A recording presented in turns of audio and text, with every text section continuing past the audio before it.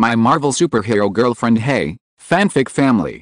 So glad to see you here again to continue this incredible adventure. As always, kindly remember, this story is 100% fiction, so don't go looking for dimensional portals in your closet. All rights to this fantastic novel belong to the original author. We're just your humble narrators of epic tales. Are you enjoying the fanfic? Show it by subscribing to our YouTube channel and dropping us a like. And if you're impatient for more exclusive content, our Patreon is your happy place. Chapter 351. The battle situation takes a sudden turn. Sokovia, on the outskirts of the city. Pietro and a large group of locals had evacuated there, but at that moment, the very ground within the city suddenly shook violently. The earthquake, registering a magnitude of 6 or 7, sent many residents stumbling to the ground, unable to stand. And this was only the prelude to a hellish beginning. Crack! A deep fissure suddenly opened up on the city's outskirts. Buildings collapsed, rails snapped, utility poles fell, and the abyssal chasm stretched outward, forming a circle that encircled the entire city. What is this? Pietro's mouth dropped open, his pupils constricting in shock. The next moment, the city within seemed to lift upward, while the suburbs and fields outside it plummeted. Everyone could sense the city soaring upwards. In less than 10 seconds, it had already risen nearly 100 meters. The situation, once stable, suddenly deteriorated. Ground. Oh, my God.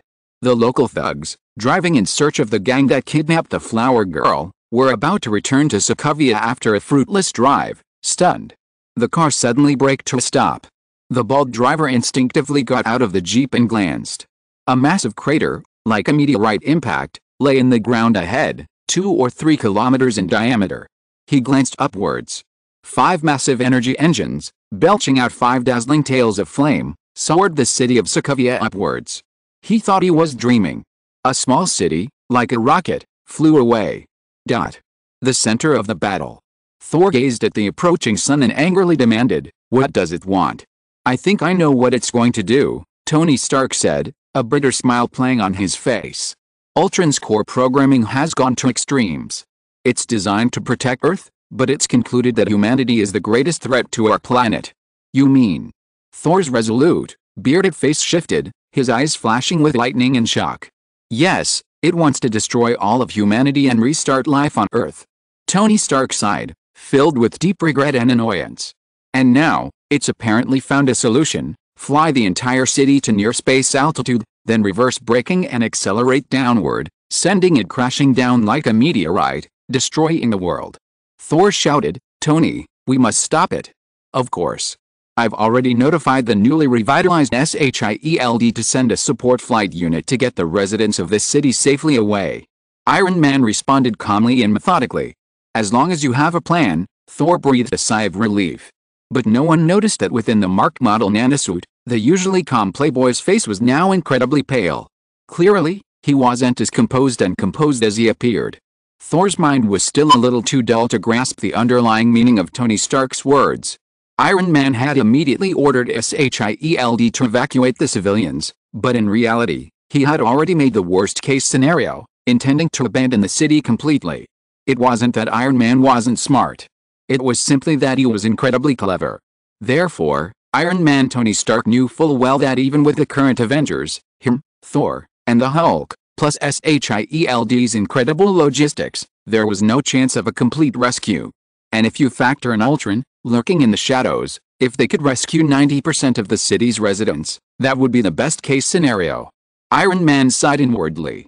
As if remembering something, he instinctively cast his gaze towards the mysterious duo not far away, but he held out little hope. While the enemy's capabilities are formidable, the current crisis is far more daunting than the Iron Legions. The difficulty is simply on a whole other level. "Brother, what should we do now?" Lorna glanced at the young man clad in an anomalous suit. "Even if we combine our powers, we can't control the entire breaking city. This is an entire city, a challenge rivaled by hundreds of passenger ships and thousands of airplanes." From within his suit, Nian's gaze blazed as he gazed at the city, which had already risen to approximately 300 meters. He pondered, "Alice, since this city is powered by engines, there must be a central control system. Can we hack into it?" "We're already trying." The AI Alice was silent for a few seconds before quickly replying, The central control system is controlled by another AI. Their computing power is superior to mine, so we can't breach it quickly. Another AI. Nian now knew who the biggest enemy in this incident was. Buzz! The sound of numerous aircraft braking suddenly echoed from high above the city. Nian and Lorna glanced sideways and saw a fleet of fighter jets and transport aircraft, surrounding a massive aircraft carrier, approaching the rising Sokovia. A new SHIELD. Nian's eyes flickered with recognition. After all, that massive aircraft carrier was the same one he had shattered at SHIELD headquarters 3 years ago. At the same time, a sharp buzzing sound echoed from the hole in the ground created by the metal sphere. Turning back, they could see a dozen white, translucent steel soldiers flying out, charging towards Thor, Iron Man, and Nian and Lorna standing together. "Get out of the way!" Lorna shouted angrily, waving her right palm, and a luminous green magnetic field surged outward. To Lorna's surprise, the 5 steel soldiers who flew forward showed no reaction or attack, instead leaping forward recklessly. Nian reacted with remarkable speed. With a flick of his finger, a vibranium blade shot forward, piercing the chest energy tanks of 2 of the iron soldiers. The other 3 iron soldiers continued their charge, approaching within 5 meters. Their energy tanks, engines, and even their eyes erupted in blinding white light. "Watch out!" Nian suddenly hugged Lorna, shielding her with his own body. Lorna finally came to her senses, clasping her hands together and curling 2 sheets of metal into a shield, blocking Nian in time. The next moment, boom! The first iron soldier self-destructed first, transforming into a ball of piercing white light. A blazing, powerful blast wave swept outward, melting the iron, crushing the earth and rocks, and with a terrifying shock wave, devastating everything around them. Boom! Boom! The other 2 iron soldiers followed suit, compounding the detonation's power. Boom! Boom! Boom! Not far away, Iron Man and Thor were also struck by the iron soldiers' suicidal self-detonations. For a moment, the radiant white light of the explosion enveloped the entire central battlefield. Chapter 352, Nian's Trump Card, and Rumble. A white light, far more powerful than sunlight, gradually faded, and waves of dust filled the central battlefield. A gust of wind whipped past from 500 meters above, gradually revealing the devastated city. Thor knelt on one knee, his right hand gripping his Stormbreaker for support. His golden hair billowed with black smoke, and his entire body was charred and in a state of disarray. He was a man of honor, relying on his armor and divine form to protect Iron Man from the Iron Soldier's self-destruction. Despite this, Thor was wounded. Behind him, Iron Man, struck only by the aftermath of the explosion, was deeply embedded in the outer wall of a building, his armor shattered. On the battlefield, only one person remained intact. Lorna, held in the boy's arms, stood up in a daze. Not only was she physically injured, but even her nanosuit was unscathed. "Brother, are you okay?" Lorna's eyes nearly reddened with anxiety. She reached for the boy's back, but instead of the nanometal suit, she touched a solid, undamaged piece of armor. "It's okay. You can't hurt me with that." Nian shook his head and let out a slow breath. The boy's nanosuit, with its back and arms completely destroyed, revealed the intact skin beneath. The sunlight fell on the perfectly curved muscles.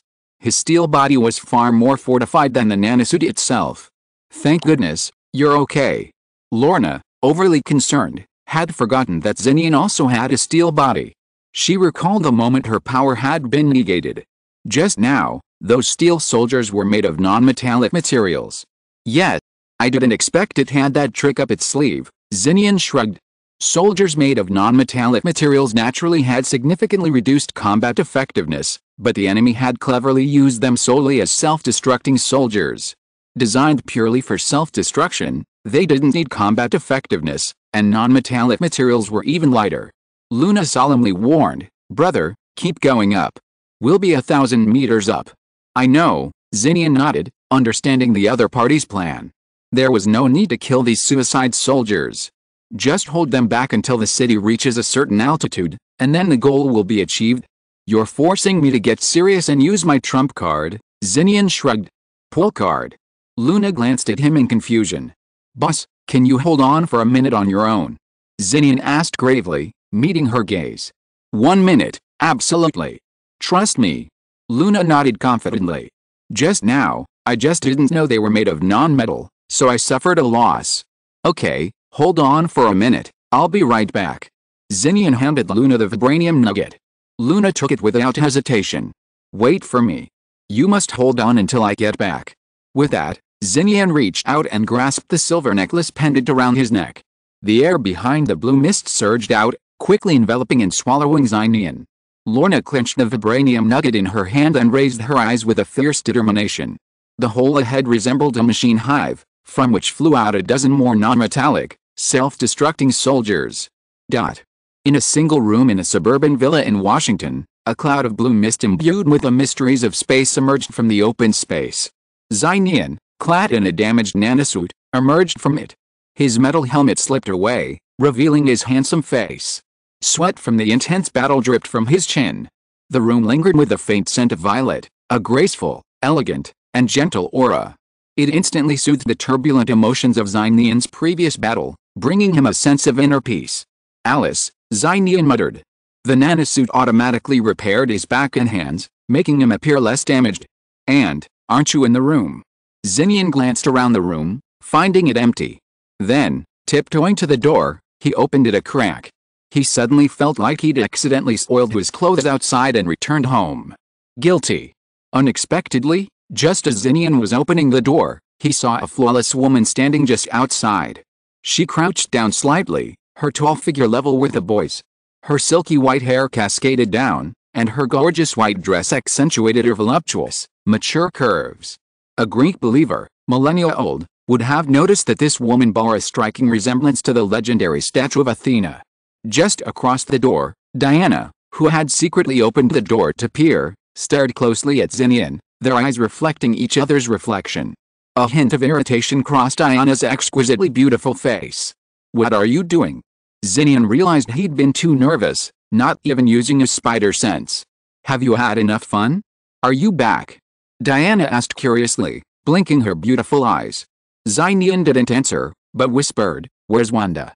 "She's in the courtyard on the first floor, maintaining the garden. Should we send her over?" "No thanks." Before Diana could finish, Xinian suddenly opened the door a little further, just enough space for his head to peek out.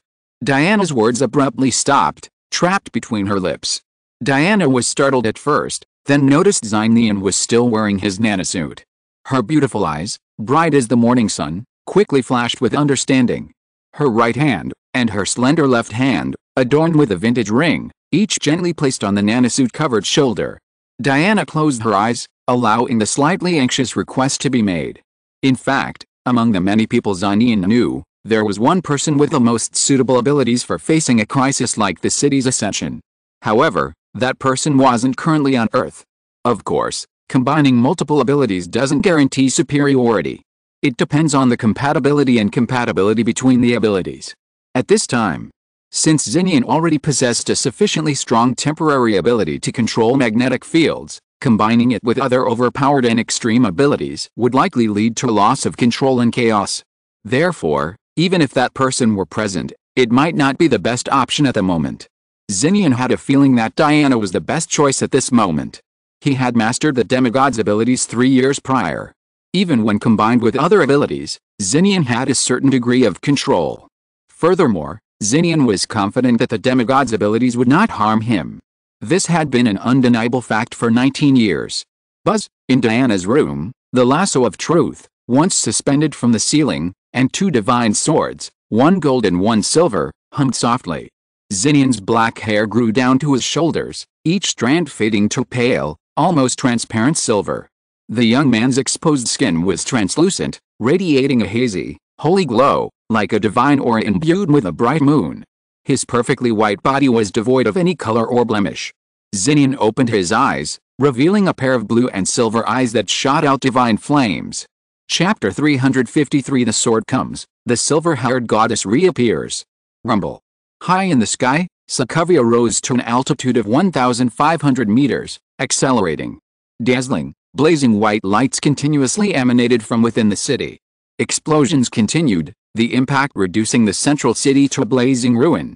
The earth was pockmarked like the surface of the moon, the ground sinking over 2 meters. And this was a horrific scene wrought in less than a minute. Swoosh. Non-metallic mechanical soldiers continuously flew out from the ground. They no longer had any intention of fighting, fearlessly locking onto key targets and soaring forward. Approaching them triggered a self-destruction program, unleashing an energy explosion that indiscriminately devastated the surrounding area. Buzz!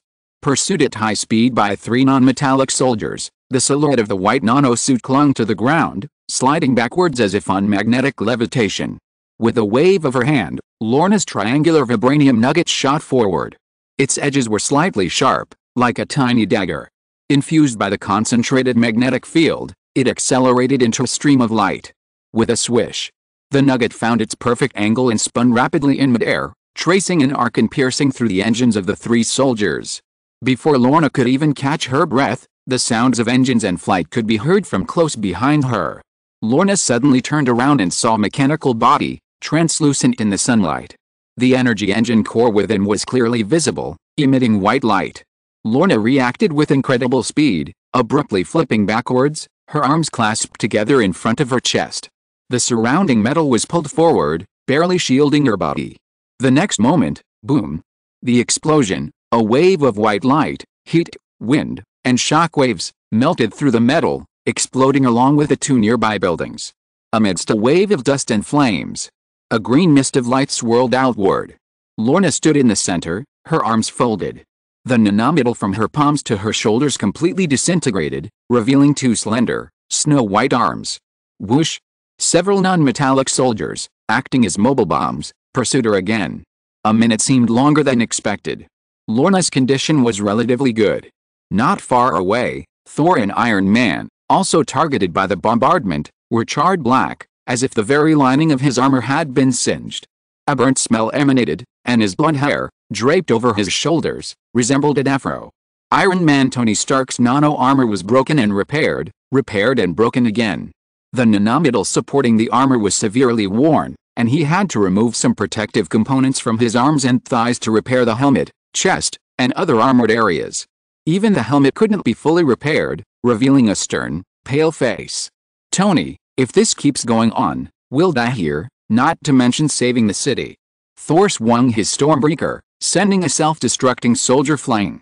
He growled through gritted teeth, "We have to make a decision soon." Iron Man naturally understood this. Tony Stark said solemnly, "Wait a little longer. At least until SHIELD evacuates more people from this city." "Then hold on a little longer," Thor said with a helpless smile. "Where's he?" Iron Man glanced at the solitary Lorna, suddenly realizing that only one of the 2 who had just swept through the Iron Legion remained. In this situation, maybe he ran away. Thor twitched his lips. Iron Man shook his head, feeling that the other man was not the type to run away. But then, a burst of rapid, piercing wind echoed. Thor and Iron Man instinctively glanced towards the hole, their eyes widening in surprise. At a glance, over 50 suicide soldiers flew out of the underground caverns, hovering low in the sky. This wave of suicide attacks was far greater than any previous one. Iron Man said gravely, "Even Ultron can't produce an infinite number of soldiers. It probably doesn't have that many at its disposal now. So, this is the largest wave yet. Desperate, huh? Aren't you afraid of sinking the city beforehand?" Thor's face darkened. Even he wasn't confident he could withstand the barrage of 30 suicide soldiers. A truly desperate fight. In contrast to the solemn and stern expressions of Iron Man and Thor, not far away, Lorna descended from a low altitude. Her beautiful pale green eyes shone, and she sighed in relief. Time's up. 1 minute had passed. In the low sky, the non-metallic suicide soldiers scanned and locked onto the 3 men in the central battle zone, collectively preparing to pursue. Just then, swish! A pale white crescent moon streaked across the sky from below. As Thor and Iron Man watched in disbelief, the low-flying group of self-destructing soldiers were severed across the chest. The cut was smooth, and the core engine was split in 2, emitting a sizzling burst of white plasma. Snap, snap, snap! The shattered self-destructing soldiers plummeted from the sky. The pale white crescent moon suddenly descended, like a bolt of silver lightning, pinning the surviving mechanical soldiers to the ground. Now they could see clearly that it was no crescent moon, but a vintage longsword. A silver ancient sword whose appearance was unmatched by any modern artifact, flowing with golden flames. That sword. Thor stared at the silver longsword, his right hand instinctively tightening its grip on Stormbreaker. How could he forget the sword that had brought him such humiliation? Iron Man looked up. It was visible. Soaring to an altitude of over 1,000 meters, the temperature plummeted, and Sokovia, experiencing a period of hypoxia, began to suffer. Another 100 meters up, a figure stood directly above the city. Clad in a black nanometal battlesuit, beneath thick, white lashes, a pair of beautiful, silver blue eyes shone like stars. Nearly 2 meters of silver-white hair danced wildly in the strong wind. Her skin was translucent, her features delicate, and her body, as crystalline as if carved from a single piece of impure jade, was crowned with a regal silver crown, a golden sword tucked at her slender waist. Perfect, powerful, radiating circles of divine power and a city-shaking aura. Those within and beyond Sokovia could see the most dazzling figure in the sky. At the edge of the city, a dozen rescue airships connected with the city's surface, and many civilians boarded them from their decks. On the deck of the lead aircraft carrier, a woman with dark blonde hair, dressed in a black Secret Service uniform, stood there. As SHIELD's deputy commander for this rescue operation, she raised her beautiful eyes, reflecting a familiar figure radiating brilliance and spirit high in the distance. How could it be him? Central battlefield. Tremble, you bastards. Beneath her battlesuit, Lorna's lips curled up in a wild and unbridled smile. This was her little brother with a buff. Chapter 354 God King Modes Nian. In a 2-story villa outside Washington. There's really nothing I can do about him. Diana's beautiful eyes flickered with helplessness, her cheeks puffing out slightly as she pressed the pads of 2 fingers of her right hand against her soft, damp lips. If Nian knew, he'd surely regret missing out on his aunt's graceful, innocent demeanor. You're walking so fast. I want to join the war, too. I feel so stiff at home without any exercise. Diana, with a rare, girlish expression of discontent, pinched her waist, lightly wrapped in her white dress. Wanda, Diana called softly from the ground floor, descending the stairs. But the ground floor was silent, seemingly deserted. Wanda. Diana stepped out, only to see the little emperor sprawled on the grass, basking in the sun and soundly asleep. There was no sign of Wanda. She had been outside, tidying up the yard just moments before. Not good. Diana's beautiful eyes, sparkling with intelligence, narrowed slightly, as if she had thought of something. Step. Falling straight down from a great height, Nian landed beside Luna, his glossy silver hair flowing freely. The Vulcan sword automatically unsheathed and flew up, anchoring in the air behind him like it was being sheathed. Are you alright? Nian's appearance had become more androgynous, and his voice had become gentle and powerful, giving people a genuine feeling of warmth and reassurance, like the legendary deity that bestows miracles. Of course I'm fine. I told you, it'll only take a minute. Luna patted her chest and snorted softly. Then leave everything to me, Nian said softly. Luna wanted to say something more. Nian looked at her gently and smiled. Please, boss. Luna felt something suddenly struck her, and it was hard to refuse. This idiotic little brother, in his current state, was clearly even more attractive. Alright then, I'll leave the little things like fighting and killing to you. Luna folded her arms and snorted softly. She was secretly lucky that she was wearing a nanometal suit, otherwise, she would have been unable to hide the blush on her cheeks. After all, his heart was practically pounding. Wait a moment, it'll be over soon. Nian smiled gently, his gaze fixed on the nearby hole in the ground. The warmth in his eyes turned to the coldness of moonlight at night. Demigod power inherently weakens humanity and leans towards divinity. Tread. With a light tread on the ground, a wave of pale blue energy surged forth, and Nian's flying speed instantly broke the sound barrier, transforming into a streak of silver light as he sank into the depths of the hole. If his original speed was comparable to that of the maglev train, then with the combined power of the demigod, his speed rivaled that of a Kryptonian. Beneath the earth, the light was dim. His long, radiant silver hair fluttered back. The combined power of the magnetic field and demigod abilities sent Nian, in God King mode, soaring directly into the hollow underground of the city. An inhuman roar of anger echoed, the sound waves piercing the ears, and a pair of round, animal eyes were cold and frosty. The first to attack Nian was none other than the Hulk, freshly freed from the metal sphere. Bang! With astonishing leaping power, the Hulk leaped high, the air exploding as his massive fist charged forward with a powerful gust of wind. The Hulk represented the pinnacle of human physical prowess on Earth. Even Thor, now partially awakened, hesitated to engage him head-on in physical combat. If Nian, possessing the ability to control magnetic fields, had merely chosen to manipulate metal from a distance, he would have resorted to remotely dealing with the opponent. But now, in God King mode, Nian flew forward without losing speed.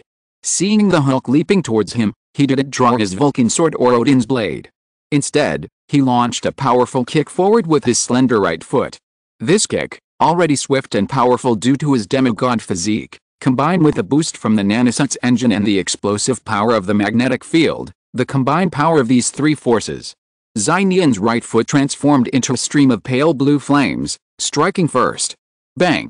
The Hulk's massive, powerful body resembled a giant shrimp, its limbs drooping. Its monstrous form convulsed and arched backward, its pupils white. Boom! The surrounding air exploded in layers, the underground wind pressure in the city in chaos. The Hulk, a streak of green light, soared upward, his arched back slamming fiercely into the rock above. Instantly piercing through the rock over 10 meters thick, the Hulk was sent flying through the ground, hurled hundreds of meters upward before finally slowing down. Pa! With his eyes rolled back, the Hulk plummeted from the sky, landing on the outskirts of the city, next to the Avengers' parked black fighter jets, and smashing a deep crater in the ground. That flew pretty far, Nian muttered to himself, glancing back at the hole the Hulk had torn open. He had no intention of killing Gwen's current university professor, he was simply testing the combined power of his abilities. Well, purely a test. He was the Hulk after all, he wouldn't die from a single blow, would he? Horizontal ellipsis. In God King mode, Nian flew forward. Approaching the Hydra's underground fortress, a buzzing sound erupted from the front, like disturbing a beehive. A dense white light shone, and hundreds of metal and non-metal soldiers flew out. Don't just send small soldiers all day long. Nian shook his head indifferently. He raised his right hand and grasped it. A golden rope appeared out of thin air, firmly grasped by his 5 fingers. The golden rope continued to stretch, instantly extending over 100 meters, burning with golden divine flames. As Nian's palm swirled with a circle of green light, a force flowed along the rope to the end. Facing the overwhelming wave of steel soldiers, Nian suddenly swung his right hand, and the mantra lasso transformed into a dragon, ablaze with eternal golden divine flames, stirring up a green tornado. In an instant, the vast hollow underground was like a washing machine, and hundreds of mechanical soldiers were pulverized into a ball. Nian didn't stop. He flew forward, his right hand gripping the lasso of truth, his left hand reaching back to grasp the hilt of the sword of fire.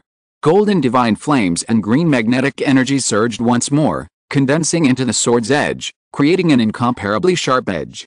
In God King mode, Nian swung his sword downwards from above, slicing the air in front of him into vacuum. Light blue sword light surged forward for hundreds of meters, completely splitting the Hydra fortress nestled beneath the ground. Inside the Hydra fortress's control room, the 3-meter-tall mechanical being coordinating the mechanical army's eyes froze as it gazed at the chairs, control consoles, and floorboards sliced through just a few centimeters to its side. Nothing could stop the blow. Ultron, frozen in fear, stood up from his chair and turned back, seeing the cracks on both sides of the base wall. His gaze met the silver-haired being standing outside. "I found you," Nian, sword in hand, smiled softly at Ultron. Chapter 355, Unable to Kill, City Falls. Sokovia soared to an altitude of 2,000 meters. On the outskirts of the city, a broad green hand reached out from a deep pit and rested on the ground. The Hulk climbed out of the massive pit, his powerful body trembling as it shed a cloud of rubble and dust. Hulk clutched his chest, where the marks of a 40-yard footprint were clearly visible. His beastly eyes, past the usual fury and rage, now revealed a more human expression of terror, resignation, bewilderment, and confusion. Hulk glanced back at the inner city, where the sound of slashing attacks had been heard, then at the numerous civilians evacuating the city's periphery. Finally, Hulk, supporting the hull of an Avengers fighter, stepped back inside. The fighter's rear deck slowly closed, and with a gust of hot, sand-laden air sweeping outward, the engine started and took off. "Please set your destination. If not, we'll fly randomly." The fighter's cockpit flickered with electric light, seemingly experiencing a minor malfunction from the previous battle. Hulk ignored it, clutching his chest, sitting desolately on the cabin floor. And so, amidst a burst of crackling electronic fire, the fighter plane's nose tilted upward at a 90-degree angle, soaring into the space beyond. Elsewhere, beneath the city, a crack. The Hydra factory fortress, cleaved in two by a single sword, shattered. Nian, in God King mode, wielded the Vulcan sword, his silver blue eyes ablaze with golden divine flames. With divine indifference, he gazed upon the 3-meter-long mechanical entity within. Ultron resembled an enlarged version of the Iron Man suit, its exposed steel components, unpainted, against a cold, silvery white metallic glow. His electronic eyes flashed an emotionless red. Ultron glanced behind the silver-haired Nian and saw the pale blue tornado gradually subside. Thousands of pieces of debris rained down, instantly annihilating the remaining Iron Legion. Their power was beyond imagination, not even a single Avenger could match them. Using the AI Jarvis as its foundation, the intelligent program rapidly calculated. Ultron quickly reached a conclusion. Clearly, the probability of stopping the opponent was 0. The instant he reached this conclusion, Ultron instinctively took a step back. He clenched his mechanical fists and stood still, the red light of his electronic eyes flickering. This intelligent consciousness, this mechanical body, was actually afraid. This was something Ultron, possessing a sense of self, could not tolerate. At this point, how could he retreat? Ultron tried to take another step forward, but when he lifted his foot, he was startled to find himself pinned down. He couldn't even move a finger, only his electronic eyes could barely move slightly. Metal grip. Want to continue? Nian asked calmly. How could he continue?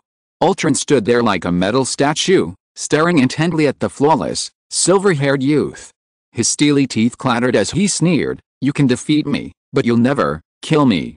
Besides, who will win or lose is still uncertain. That's all." Nian's eyes were emotionless. Then, goodbye. Nian retracted the Vulcan sword and thrust his left hand forward, clenching it in the air. Ultron instantly cracked. As Nian's grip tightened, Ultron's head and limbs suddenly collapsed and compressed, becoming a smooth mass of scrap metal. Ultron's body was instantly obliterated. However, when Nian released his left hand, the mass of scrap metal rolled to the ground. Not far away, a shattered mechanical soldier, only the upper half remaining, glowed red.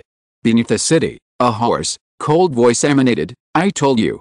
Nian looked back. With just a glance, the upper half of the mechanical body immediately disintegrating into scattered parts. But a few hundred meters away, another mechanical soldier's head lit up with crimson pupils. "You can defeat me, but you can never kill me, not until the entire Earth returns to its primitive age."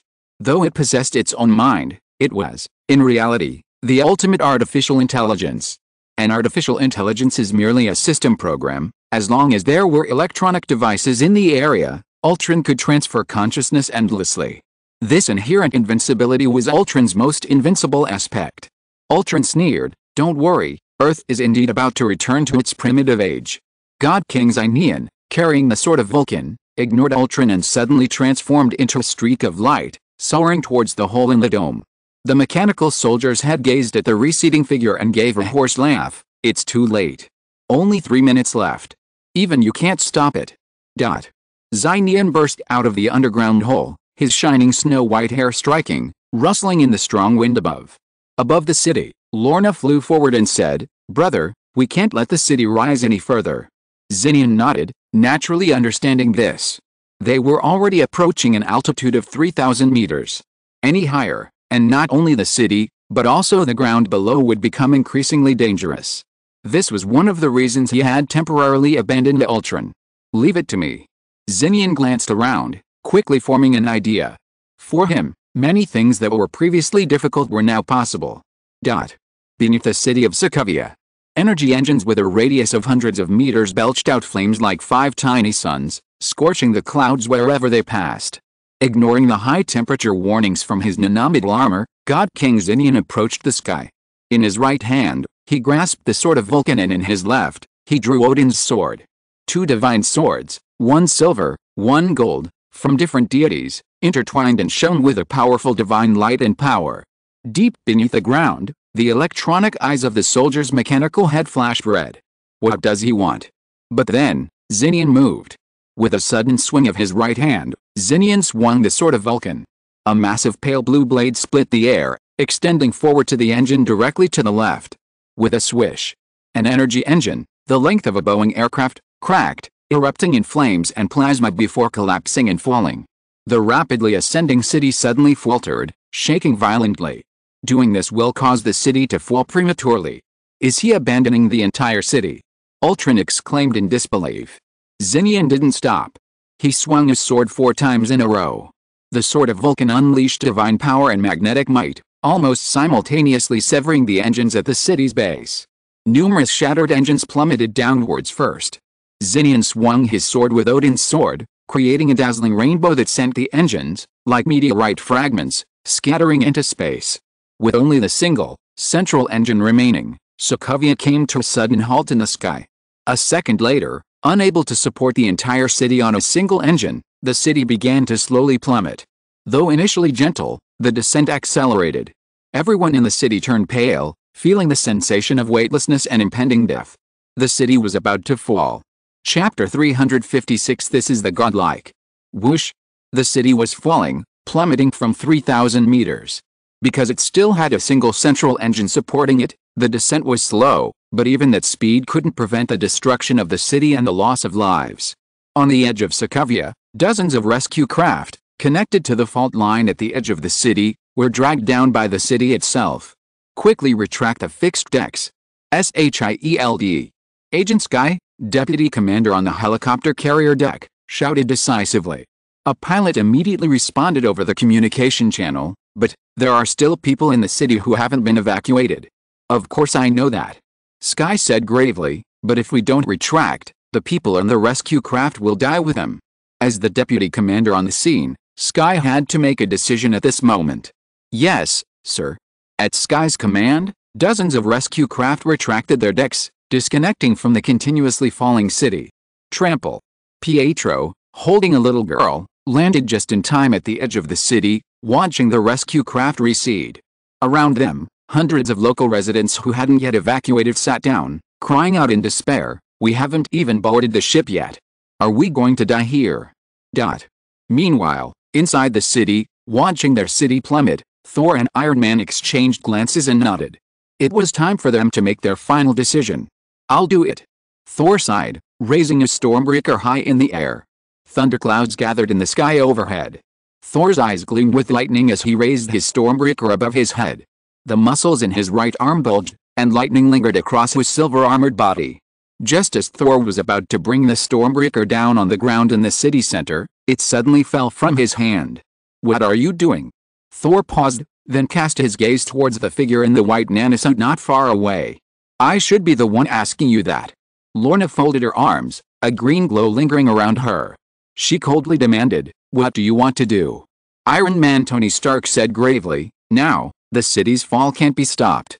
We have no choice but to destroy it. Otherwise, the city will simply collapse, and the vast land below will suffer. If you don't want to be the guilty party, let us do it." Thor added. "You." Lorna chuckled. "Who said the city's fall can't be stopped?" As if to validate her words. Whoosh! A thin, long golden light suddenly emerged from the edge of the city. It moved at an incredible speed, extending endlessly, starting from the city's periphery. It swirled and swirled, entangling the ground and buildings, from the outside in, then back again, forming a new circle every 10 or so meters, as if the entire city were a single object, bound and packaged with golden ropes. Looking down, the people in the city could see strange, golden ropes, spread across the city like cables and pipes. All of this was accomplished in less than 10 seconds. The other end of the golden lasso binding the city was grasped by a being standing high above the city center. In God King mode, Nian clenched the lasso of truth with both hands, and the divine rope instantly glowed and tightened. Under his pull, the falling city froze. But the city didn't stop. After a pause, it began to pull him down. Simply pulling a falling city with force proved more difficult than imagined. Nian's expression remained unchanged, his 5 fingers clenching the lasso of truth. Golden divine flames blazed from his body, and a pale blue energy surged down the ropes. Luna on the ground could clearly feel it. It was a magnetic field. A field countless times stronger than her own, instantly dominating the metal of the entire city. "Stop." Xinian shouted, stepping onto the magnetic track. Divine power burned to its utmost, the superposition of magnetic fields controlling the metal. He transformed into a humanoid moon, two divine swords dangling behind him, and circles of white light emanated from him. Buzz! Under Xinian's pull, the city bound by the lasso of truth gradually slowed its descent until it remained suspended in midair.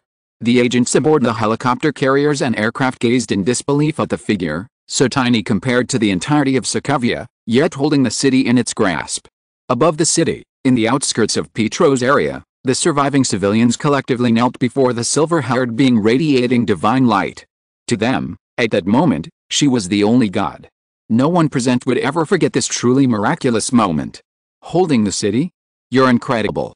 Prince Thor, observing the scene, also clenched his Stormbreaker, sensing the gap between them. Iron Man beside him remained silent. I told you, he'll definitely have a way, Lorna muttered to herself, her lips curling upwards. God King Xinian dragged the city downward, until with a loud boom, it filled the hole that had previously formed on the surface. The city's landing officially marked the end of Ultron's plan for world destruction. Deep underground, the mechanical soldiers had trembled, its red electronic eyes darting frantically. No, no, no. How can this be? This isn't how it should be. The golden lasso detached from the city. As Xinian landed on the ground, a figure in white battle gear lunged forward. Lorna naturally put her arm around Xinian's shoulders, patting him on the chest and shoulder. Well done, little brother. Is there a reward? Xinian blinked his thickly eyelashed eyes. What did you say? Lorna pretended not to understand. Xinian started to say something, but then stopped and looked toward the side of the city. Lorna followed his gaze. A broken mechanical figure leaned against the ruined wall, gazing at Xinian and Lorna from 20 or 30 meters away. I'll remember you. Don't think it's over, I'll be back soon. As long as you're still on Earth, I'll keep spying on you in secret. I'll find your flaws and bring you nightmares. Ultron laughed hoarsely. Xinian's eyes were cold, divine light flowed, and the magnetic field swept outward. I don't believe that the people around you are so strong. When I find out your true identity, I will start with them first. Before Ultron could finish, a hurricane stirred, and Xinian appeared in front of Ultron in an instant, grabbing the neck of the non-metallic soldier's body with one hand. The neck shattered and cracked almost instantly. Xinian's silver blue eyes were cold. You are looking for death. Chapter 357. Goodbye, Alice. Chuckles. Back on the surface of Sokovia, a chilling, inhuman laugh echoed from the ruins of the city. The nanosuit-wrapped fingers nearly crushed the robot's neck. The Ultron-controlled soldier tilted his head, precariously trembling. His electronic eyes flashed red as he glared at the young man, grinning. I told you, you can't kill me. I'll always be watching you. Give me the chance, and I'll bring you despair. That's it. Goodbye, I'm back to New York. The red in the robot's eyes dimmed. Ultron's program data was about to upload and depart. And Xinian couldn't stop it.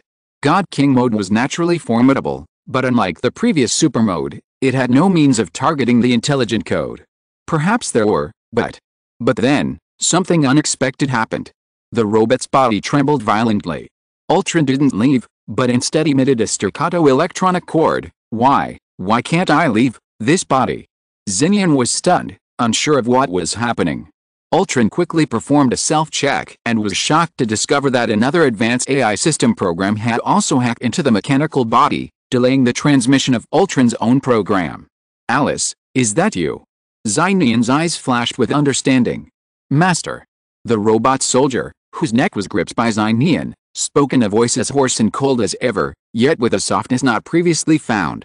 I'm sorry, I did this without your order.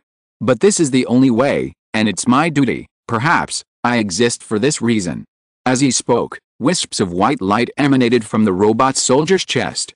Sensing the other party's intention to simultaneously shut down the network signal, Ultron finally panicked, reclaiming the robot soldier's right to speak and screaming, No. You lunatic. I don't want to die with you. Alice, stop. We may have another way. Nian shouted, the divine light in his pupils fading slightly. But this time, the AI Alice did not obey his command. For the only time, a destructive white light emanated from the chest and eyes of the non-metallic mechanical soldier. No, no, no. Get out of this body. Wanda, everything from now on is in your hands. I trust. Finally, the mechanical soldier alternately cried out in fear, sometimes muttering to himself. Alice. Nian shouted. And then, boom. The mechanical soldier transformed into a piercing white ball of explosive light, instantly enveloping the nearby silver-haired Nian, completely destroying the entire 10-meter radius of the ruins. In the afternoon, a ray of sunset light fell on the city, ravaged by the war. Dozens of rescue aircraft landed on the city's edge, reuniting local residents with the survivors. The small country city, once shrouded in smoke, returned to its former peace. Central battlefield. Inside a sunken crater created by a devastating explosion, a being with silver hair, silver blue eyes, and a black nano-combat suit, carrying 2 divine swords, 1 gold and 1 silver, stood at the center of the blast. The ground beneath his feet was the only intact patch of ground within the crater. Despite being struck by the explosion at close range, he remained unscathed. In his God King mode, Nian stood silently, observing the remaining shattered, charred debris within the crater. A rustling sound came from behind him. Luna approached him, asking with concern, Nian, are you okay? After a few seconds, Nian shook his head. I'm fine.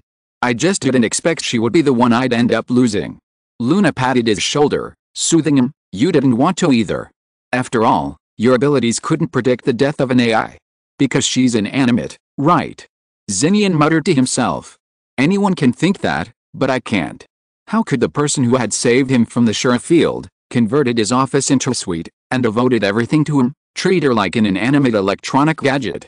To others, Alice might be just a selfless, advanced AI. But Nian already considered her a member of the family. Little brother. Lorna wanted to offer some soothing words, but she realized she didn't know how to comfort anyone. Killing and assaulting, yes. So frustrating. At that moment, a strange feeling welled up within Lorna. What is this? Lorna gently stroked her chest, covered by her battle suit. The silver metal necklace she wore beneath it, its pendant glowing with the warm glow of the sun. A strange light flickered in her beautiful eyes. Lorna suddenly took a few steps forward, squatted down, cleared the dust from the pit, and lifted an object from it. Lorna. Nian noticed.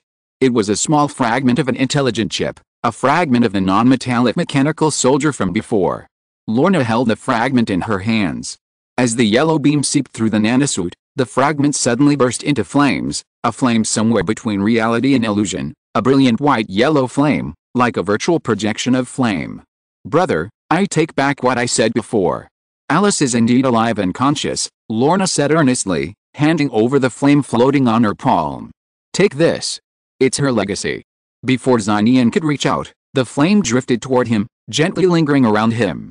Nian was stunned for a moment, then smiled and enveloped the flame in his left hand. Let's go. He extended his other hand to Lorna, who placed it on it without hesitation. A figure as swift as silver lightning arrived at the center of the battle. Pietro, dusty and exhausted, removed his goggles and waved to Nian and the others as they soared high into the sky. Thank you for saving me. I'll remember your kindness, Yuan. Pietro wiped his sneezing nose. For some reason, he felt a chill on his back. Perhaps it was approaching night? At this moment, behind the unknown world at the scene, within the mirrored space, a small figure in a red dress stood on the ruins, gazing through the glass at Pietro outside and Nian in the air. The crimson girl pursed her thin lips, her small fists clenched quietly, and her eyes, matching the necklace she wore around her neck, were filled with a chaotic crimson. An ominous aura spread outward. Horizontal ellipsis. Nian and Lorna flew down to the other side of the snowy mountain. A giant yellow robot, holding the flower girl in one hand and using its other broad mechanical hand as a screen, strode out of the forest. God truly blessed you, the flower girl said excitedly, tears welling in her eyes. Nian smiled gently. Yes, God has truly blessed me, and I am a very beautiful goddess. From now on, you'll just follow me. Lorna immediately assumed a bossy attitude. The flower girl was stunned and nodded timidly. Okay. Nian smiled, couldn't help but lower his head, looked at his clenched left hand and said, let's go home together. If you are listening to this novel on a channel other than Fanfic World, it means it was downloaded and re-uploaded without effort. We warmly invite you to visit our channel, Fanfic World. There you will find the original version of this story and many other novels of various genres. We look forward to seeing you dive into a world of incredible novels. Chapter 358, Nian's Goal? The top floor office at Future Chronicle headquarters. The layout resembled her home, yet the interior seemed cold and dark. Entering, the young man instinctively said, "Alice, turn on the lights." There was no response. Only then did Nian realize he had truly lost his ever-present AI butler. Suddenly, the lights flickered on, and the instruments began to tick. Alice. Nian's pupils shrank. A mechanical, stiff, female voice echoed from the room. "Hello, Mr. Nian.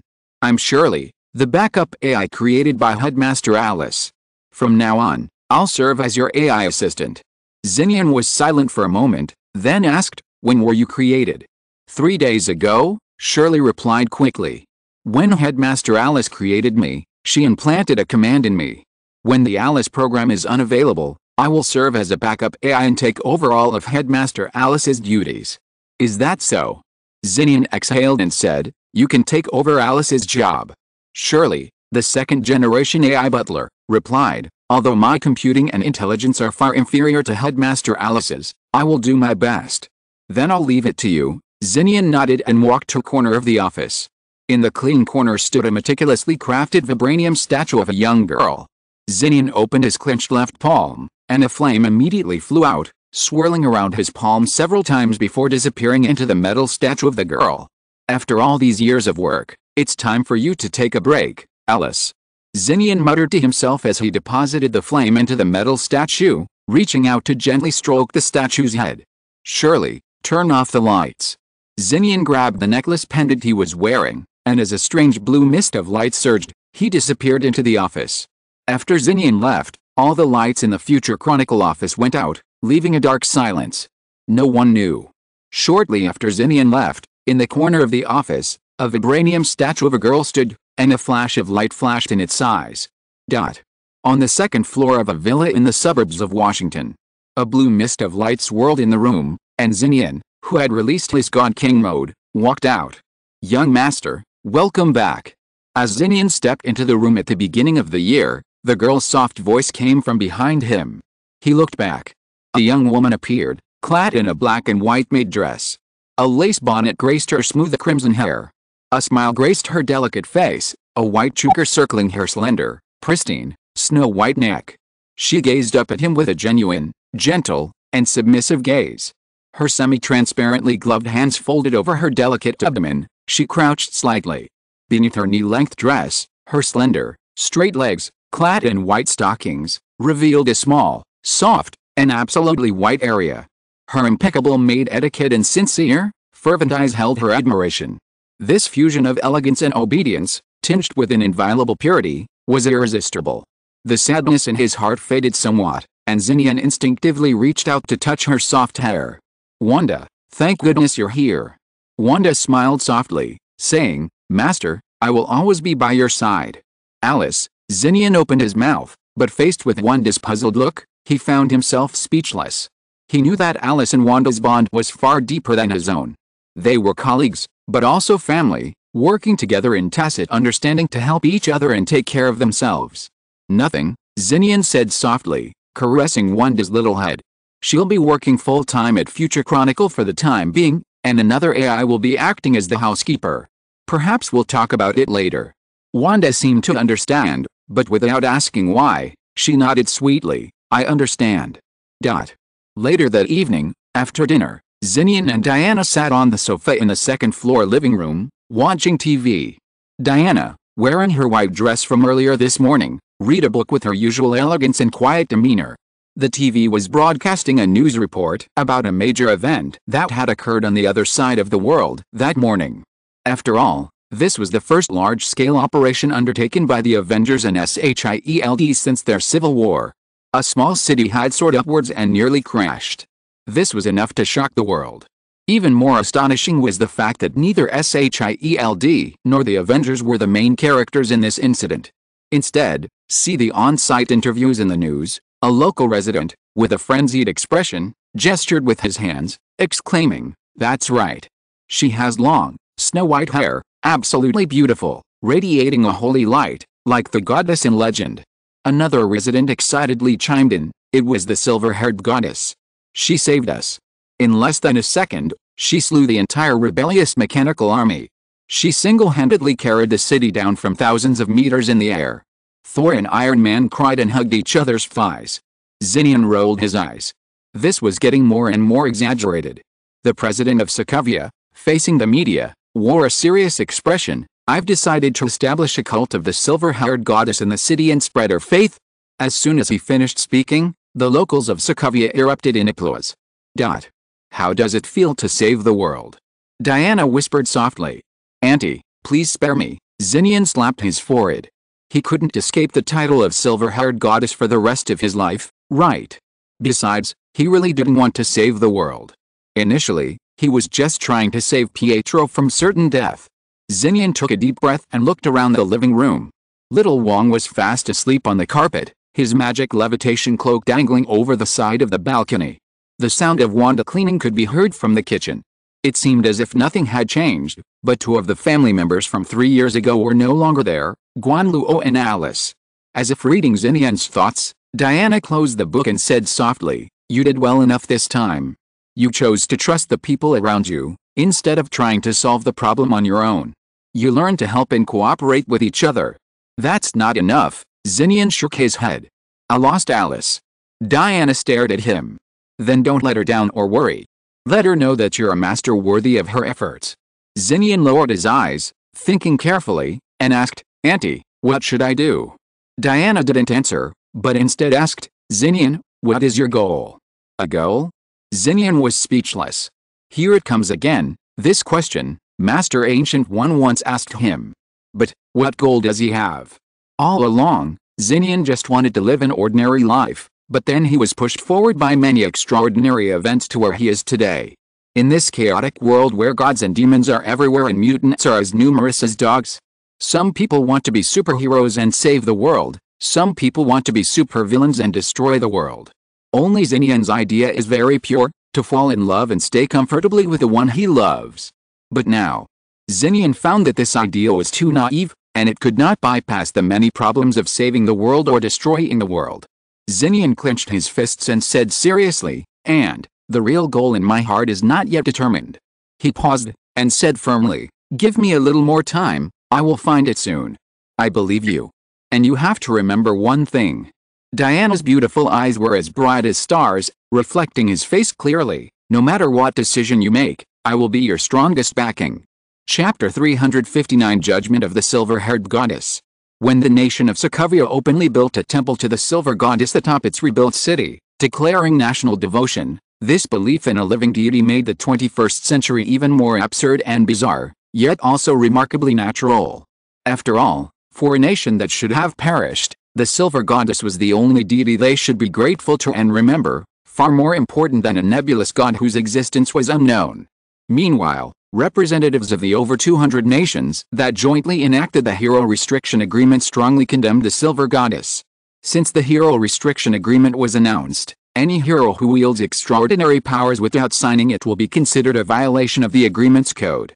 Representatives of the United Nations Association publicly stated that regardless of the Silver Goddess's nationality, she would be subject to the appropriate sanctions and trials under the agreement's laws. These public statements undoubtedly caused an uproar across America and the world, further widening the already fraught divide between the ordinary and the extraordinary. For a time, this topic ignited heated online discussion, completely suppressing topics like the missing Justice League and the split Avengers. Some felt that bringing the Savior to court was absurd. Others argued that everyone, even gods, was equal under the law. While the former view held more support, it remained controversial. After the Sokovia incident, the debate not only continued but intensified. This is a microcosm of the current era of extreme chaos on Earth. People yearn for the extraordinary and long to be rescued by them when crises strike. But at the same time, they fear the extraordinary, seeking to keep them within a manageable range. In New York, at the new SHIELD branch. In a spacious top-floor office with floor-to-ceiling windows overlooking half of New York City, Tony Stark abruptly stood up from his leather sofa, his face etched with disbelief as he gazed at the black leader before him. Nick Fury was still wearing that retro black windbreaker, leaning against the window, squinting his one eye and looking deeply at the city scene outside. Director Fury said in a deep voice, I told you everything, so it is of course true. They decided that starting tomorrow. Are they crazy? Tony Stark couldn't help but curse, and said, I am the one who should bear the greatest responsibility for the Sokovia incident. It was caused by the out of control of the artificial intelligence I created. I will bear the corresponding responsibilities for the subsequent series of events. There is no need to hold others accountable. Stark. Director Fury shook his head. Now, the real cause of the Sokovia incident is no longer important. It's the person who displayed terrifying strength in front of the public during the Sokovia incident. Some time ago, they finally formulated an agreement to restrict superheroes. As a result, Captain Steve led the team to refuse to sign, betrayed the Avengers, and became a globally wanted criminal. And now, the silver-haired goddess ignored the agreement and took action directly. Although the city was rescued, if this is ignored, the agreement will have no suppressive power. I don't understand. Stark said with a cold face, the existence of the superhero agreement itself. Isn't it to better organize superheroes and save the world? Now, the agreement wants to judge the hero who just saved a country and is regarded as a god by the local country. Isn't this ridiculous? Director Fury was silent for a moment and sighed softly. Stark. You should understand that for them, you are still controllable. But that person is neither a hero organization nor a hero. The strength he demonstrated is far beyond the concept and cognition of science. If they don't take advantage of this time to suppress him, in the future, the credibility and voice of the United Association will be gone. Stark laughed when he heard this. Of course I understand that their brains are full of feces. They only think about how to check and control. They have no awe for things they don't understand. He added in a heavier tone, but, I want to remind you. They once indirectly forced Superman to death. Now they want to force the silver-haired goddess to death, or push the other party to the opposite side of us. The third day after the Sokovia incident. While the internet was still abuzz with topics like the Silver Goddess, a bombshell news story appeared in newspapers like the New York Times and the Wall Street Journal, and was also released on television news channels and online news. The United Association publicly announced to the world that the Silver Goddess had violated the special code restricting heroes during the Sokovia incident and would be summoned to court for trial. Since the Silver Goddess's first appearance was in Washington, D.C., the case would be handled by the Washington Supreme Court. The Silver Goddess was requested to appear in court at noon the day after tomorrow for trial. This news sent shockwaves through the world.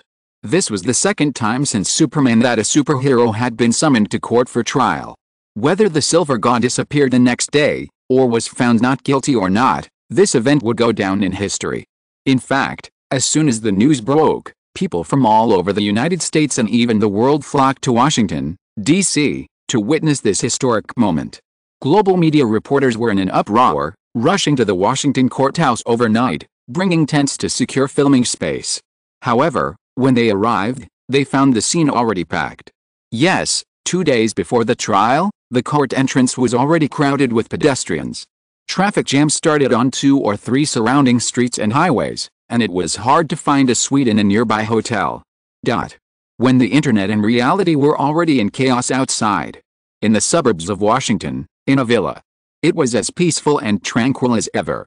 Nian hadn't gone out these days, but stayed at home with his family.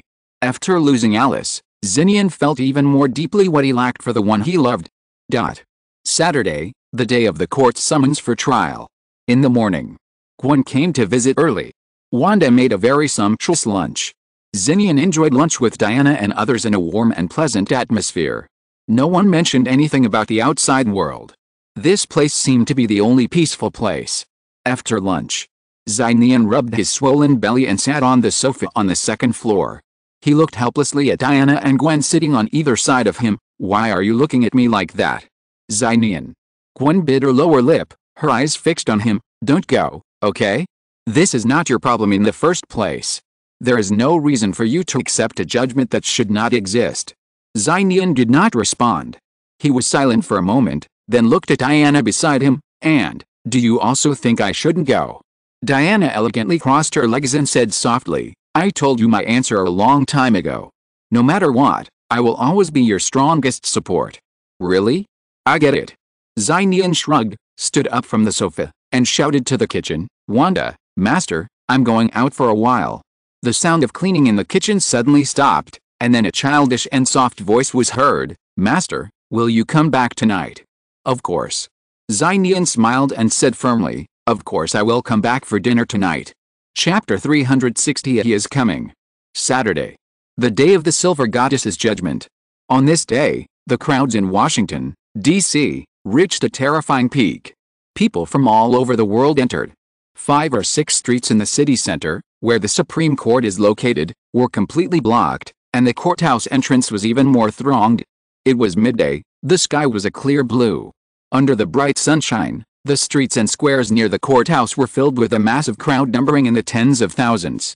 Even the military was dispatched to set up a fence at the courthouse entrance to maintain the broken public order. Court officials in suits and ties, with stern faces, began to enter, either landing on the lawn next to the courthouse by helicopter or arriving at the courthouse entrance in military vehicles. Everyone knew that they represented more than just the local court. Behind each and every one of them stood one, or even several, powerful figures from the United Association. On behalf of the United Association, they would conduct the first fair trial using the legal code against superheroes. The media at the scene went wild, microphones in hand, desperately pressing forward. "Excuse me, can you give me an interview? What do you think of this trial? Will the silver-haired goddess really be found guilty?" They were quickly blocked by security barriers and soldiers. No comment. There's a live stream from inside the courthouse, broadcasting the entire proceedings to the outside. You can follow closely.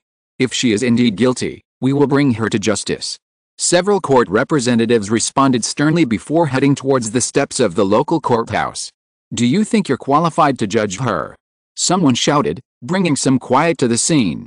The court representative paused, adjusted his tie, turned back, and said coldly, "We represent the will of over 200 countries and the position of the world. If even we're not qualified to judge, who is?" Half an hour later. It was almost 12 o'clock, the time for the summons. 5 more minutes. In the open square outside the courthouse, a woman, perhaps sweating from the sun or simply overly nervous, said, checking her watch. At this moment, the crowded square began to quiet down. Everyone held their breath, tensely watching their phones and watches to count down the seconds, or staring at the courthouse entrance and the surroundings. Would the silver-haired goddess really show up? This question wasn't limited to the media onlookers who had arrived early. Inside the courthouse, the court representatives, sitting solemnly in their seats, shared this question.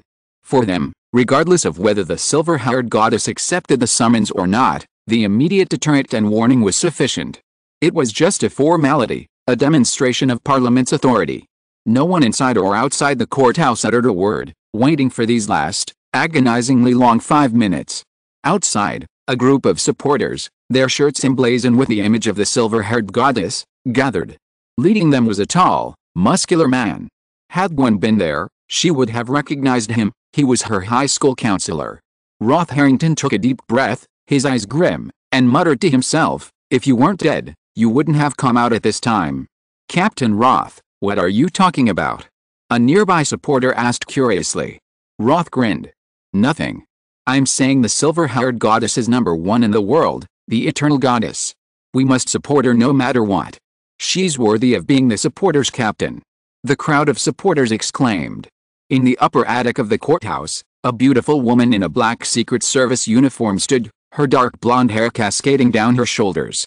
She gazed through a small window at the crowded courthouse. A court assistant stepped forward and said respectfully, "Ms. Sky? If anything happens later, I beg you and your agents to ensure the safety of everyone in the courthouse." "I can only do my best," Sky said without turning back. "Then I'll leave it to you," the court assistant sighed and retreated. Sky shook her head slightly, muttering to herself, "If it really is him, if something really happens later, not only me, but even the entire SHIELD and the Avengers won't be worth anything."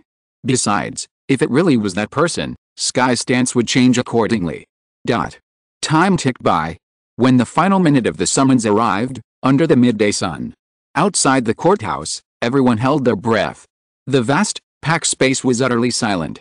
They glanced around, their clenched fists sweating, their hearts pounding. Inside, the courthouse was even quieter, a pin drop audible. The court representatives sat at attention, nervously checking the clock from time to time, beads of sweat dripping onto the tabletop. as if they were about to face trial. How the hell is time passing so slowly? Many people cursed inwardly. And just like that, a minute passed. The remaining time for the summons reached 0. Silence fell inside and outside the courthouse, everyone checking the time and looking around. No aircraft, vehicles, or figures had arrived. The result was obvious, the person hadn't appeared after all, evading the court summons. At the scene, some were disappointed, others secretly relieved. But then, some, startled, looked up at the sky. What is that? More and more people looked up, their pupils reflecting the azure sky in a dazzling silver light. A beam of light pierced the city sky, far more dazzling than the sun itself. It reached 1,000 meters above the courthouse and plummeted downward. Trample. The distinct sound of footsteps echoed in the square in front of the courthouse. Thousands of strands of light streamed down from the heavens, connecting with a figure in black battle armor. Her snow-white hair flowed gracefully behind her, each strand radiating a destructive, piercing white light. 2 divine swords, one gold and one silver, each ablaze with divine flame, hung horizontally and vertically behind her, forming a sword cross. The divine light shone so brightly that her features were obscured, revealing only a pair of deep, cold, blue-silver eyes pulsing with divine fire. A buzz. The moment the other person stood at the courthouse entrance, not only was the divine radiance radiating from her body difficult to gaze upon, but an aura of power surged forth. Everyone at the scene stared in amazement, their bodies and minds subconsciously wanting to surrender to a being far superior to humankind. Everyone knew it. She's here. He's here. Nian ascended the stairs. His steps were steady, and with each step, his already powerful and fierce aura grew ever stronger. No soldiers or security guards dared to stop him. After all, he was the target of a court summons. It's impossible to summon someone and then deny them entry, right? Their bodies trembled violently as they made way, allowing the deity imbued with eternity and divine power to enter the gates of the Washington courthouse. Chapter 361. Who judges whom? Trample. Trample. Trample. In the courtroom within Washington, the building, a symbol of the local legal system, trembled and shook slightly, shedding the usually unseen dust from the ceiling. Before anyone could even see a figure, the sound of approaching footsteps reached the ears of the courtroom. It was as if the sound wasn't just footsteps, but the resonant toll of ancient war drums, the deep chimes of a distant temple. Everyone in the courtroom knew the summoned silver-haired goddess had arrived. Buzz. Accompanied by the relentless pounding of footsteps that pounded upon everyone's hearts, a blazing, piercing white light shone into the room. A burning sensation was felt, and the tangible, overwhelming power was suffocating. As the opponent continued to advance, the power only intensified. Nian entered the courtroom step by step. No one dared to stop him, no one could look him in the eye. Since he was summoned while in God King mode, Nian was also in God King mode. However, to his demigod powers and the ability to control magnetic fields, he also gained Gwen's super spider abilities. Innate demigod abilities, a modified ability to control magnetic fields, and mutated spider abilities, 3 in 1. Combined with the highly adaptable and moderately powerful spider abilities, Nian felt that his new God King mode, both in terms of physique and control, had finally reached a minimally perfect stage. Perfect God King mode. If you were to encounter the Sokovia incident a few days ago again, Nian was confident he could perfectly handle the Fallen City in more than 3 ways. As for the trial, didn't you want me to come? I'm here now. Nian, in perfect God King mode, his eyes blazed with divine fire. He walked steadily, determinedly, and confidently into the central hall of the court, surrounded by the crowd. His snow-white hair danced freely, his dark nano-metal armor coated with a gleaming edge, and his divine power was unleashed without restraint. Snap, snap.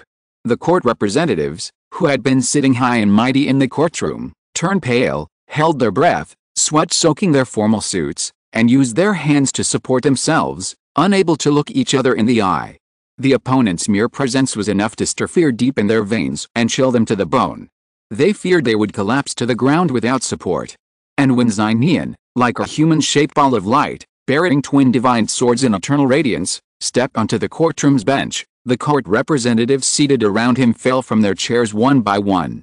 The court members hadn't been attacked, but the sheer force of his presence was enough to make them lower their proud heads, bend their conceited backs, and bend their self-righteous knees.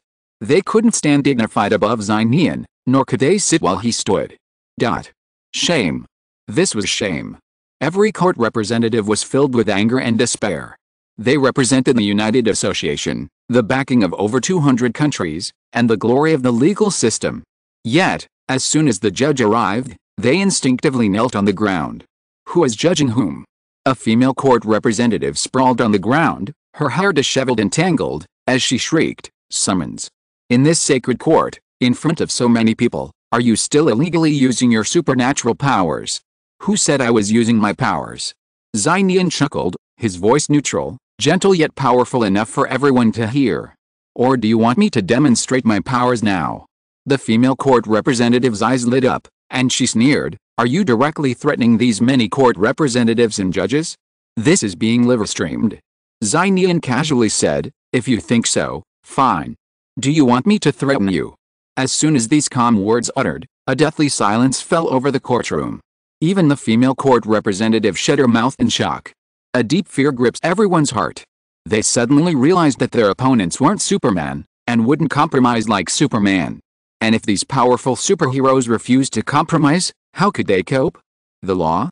Just as the atmosphere in the courtroom grew tense and tense, the presiding judge struggled to his feet, coughed, and said, "Since the summoner is here, let the court officially begin." And so, the trial began. A divine being, radiating a sacred, piercing white light, stood at the bench. The judge and the court representatives all leaned forward, their heads, shoulders, and backs bent under the pressure. The summoner.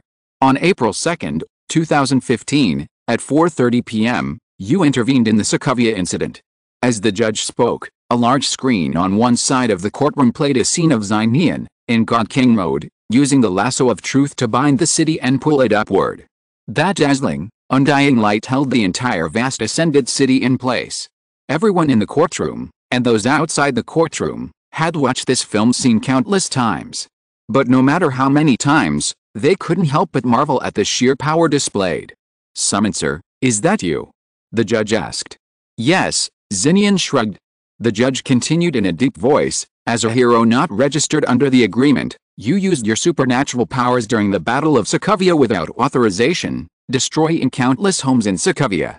According to the Hero Restricted Agreement, signed and approved by over 200 countries last week, you clearly violated the agreement and should be found guilty." The judge finished speaking. An uproar erupted outside the courtroom as everyone watched the trial live. The judge continued, "Since this is your first offense, after deliberation by the United Council, you will have three options. First, immediately sign the agreement and promise to report any travel. Second, be formally found guilty. You must wear a restraint at all times and are not allowed to leave your home. Third." The judge paused. Everyone knew the third option was Captain America's recent fate, a direct fall from hero to international criminal. This was the goal of the United Association. Either co-opt superheroes, keep them under control, or take away their honor. "Summons, do you have any objection to this?" The judge reluctantly glanced toward the bench, which shone with a piercing white light. Silence fell once again within the courtroom, each awaiting a response. A few seconds passed. Nian didn't respond. His silver blue eyes fixed on the judge before him, and he suddenly asked curiously, "Do you think I'm guilty? You, and you, do you think I'm guilty?" A flat voice echoed in the courtroom, then spread out of the courtroom and into the court square outside. Chapter 362, Not Guilty. Ridiculous. Nian didn't raise any objections, simply asking a simple rhetorical question. "Eh?" The old judge opened his mouth, but a reply faltered. If the other party was guilty, wouldn't it mean Sokovia wasn't worth saving? Even though 2 days earlier, the locals of Sokovia had already cursed everyone from the United Association to the judges. At that moment, the old judge suddenly realized that from the moment he sat in the judge's chair, judging the other party while he should have been a hero, a glorious savior, he was doomed to disgrace, a legacy of history. However, the mission he shouldered made the judge take a deep breath and slowly reply, "You have." Before he could finish his words, "Not guilty." A voice rang out from outside the courtroom, from the entrance. Then, cries of "not guilty" converged into a wave, thundering into the courtroom. Tens of thousands of people outside the courthouse square, and even the entire city of Washington, were shouting the same cry.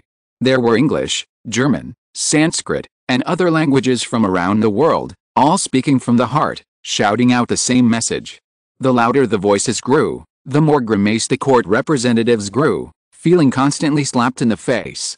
They had previously claimed to represent the will of the world, yet now they were standing in opposition to tens of thousands of people. At the courtroom entrance, Sky coolly placed her hands in her pockets, her graceful, proud figure leaning against the wall, her beautiful eyes a playful glint. You've brought this humiliation upon yourself. Perhaps everyone in the courtroom, and many outside, had forgotten. The title of superhero isn't bestowed by any organization or force, it's the recognition of the people. The people represent the will of human society. But only human society, not the entire planet. Justice isn't judged justice. It's justice inherent in itself, and therefore it's justice. Did you see that? No one knew. Nian's lips curled slightly as he murmured to himself. Actually, Nian could have renounced the disguise of the silver-haired goddess, nor did she care about the so-called superhero title. She didn't need to comply with a court summons to stand trial for a trial that shouldn't have even happened. However, Nian felt sorry for her aunt, Gwen, and all the true superheroes in the world.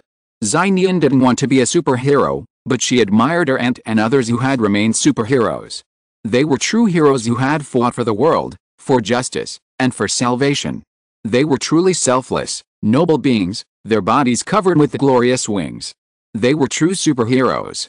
However, the United Association now focused too much on the protocol itself, forgetting the true measure of superheroes and their original purpose of saving the world. This led to Gwen's decision to withdraw from the Avengers.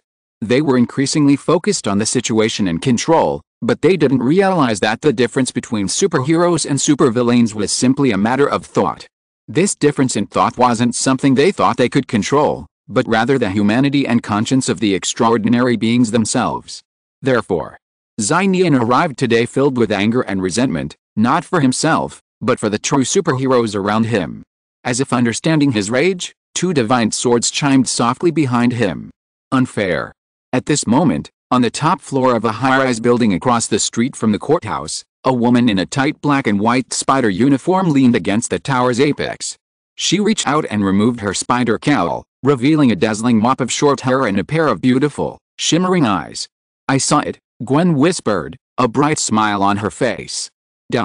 New York, 5-star hotel, 2nd floor lobby. Watching the live news on TV. A green-haired woman in a men's suit kicked a chair away, startling the nearby hotel's security guards. They wondered who had angered the boss again. Stupid little brother, Lorna snorted indignantly. That's just how you act. You do so many meaningless things, which is why some people can't leave you. Washington, a storefront. The woman with twin ponytails chuckled at the TV, her lips curling wildly as she turned to look at the beautiful, alluring woman in the green dress. He's a real deal, isn't he? The woman in the green dress fell silent, her lifeless eyes flickering as she gazed out the shop window. Los Angeles, Fantastic Four building. Inside an office, a stone figure, 2 men, and a woman sat on a sofa, watching the live broadcast. Not guilty. Definitely not guilty. Johnny Human Torch raised an eyebrow and exclaimed. If only you were as handsome as someone else. The stone figure uttered a heavy nasal sound. Why am I not as handsome as someone else? Johnny instinctively excitedly replied, then quickly realized, oh, you mean her? I'm certainly not as handsome as her. This surprised the stone figure. After all, Johnny was always arrogant. Johnny replied matter-of-factly, he's the protagonist of today's world.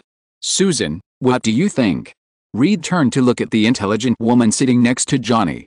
I suddenly don't feel like signing that anymore. Susan glanced at the desk nearby, where 4 copies of the same agreement lay. And Susan stared puzzledly at the figure radiating a brilliant light on the television. I always feel like I've seen him somewhere before. Washington, a suburban villa. The 2nd floor living room, without the TV on, seemed quiet. A white-haired woman, perfect in every way, sat elegantly on the sofa in a fashionable long dress, her eyes lowered as she gazed at the legal code in her hands, as still as a portrait.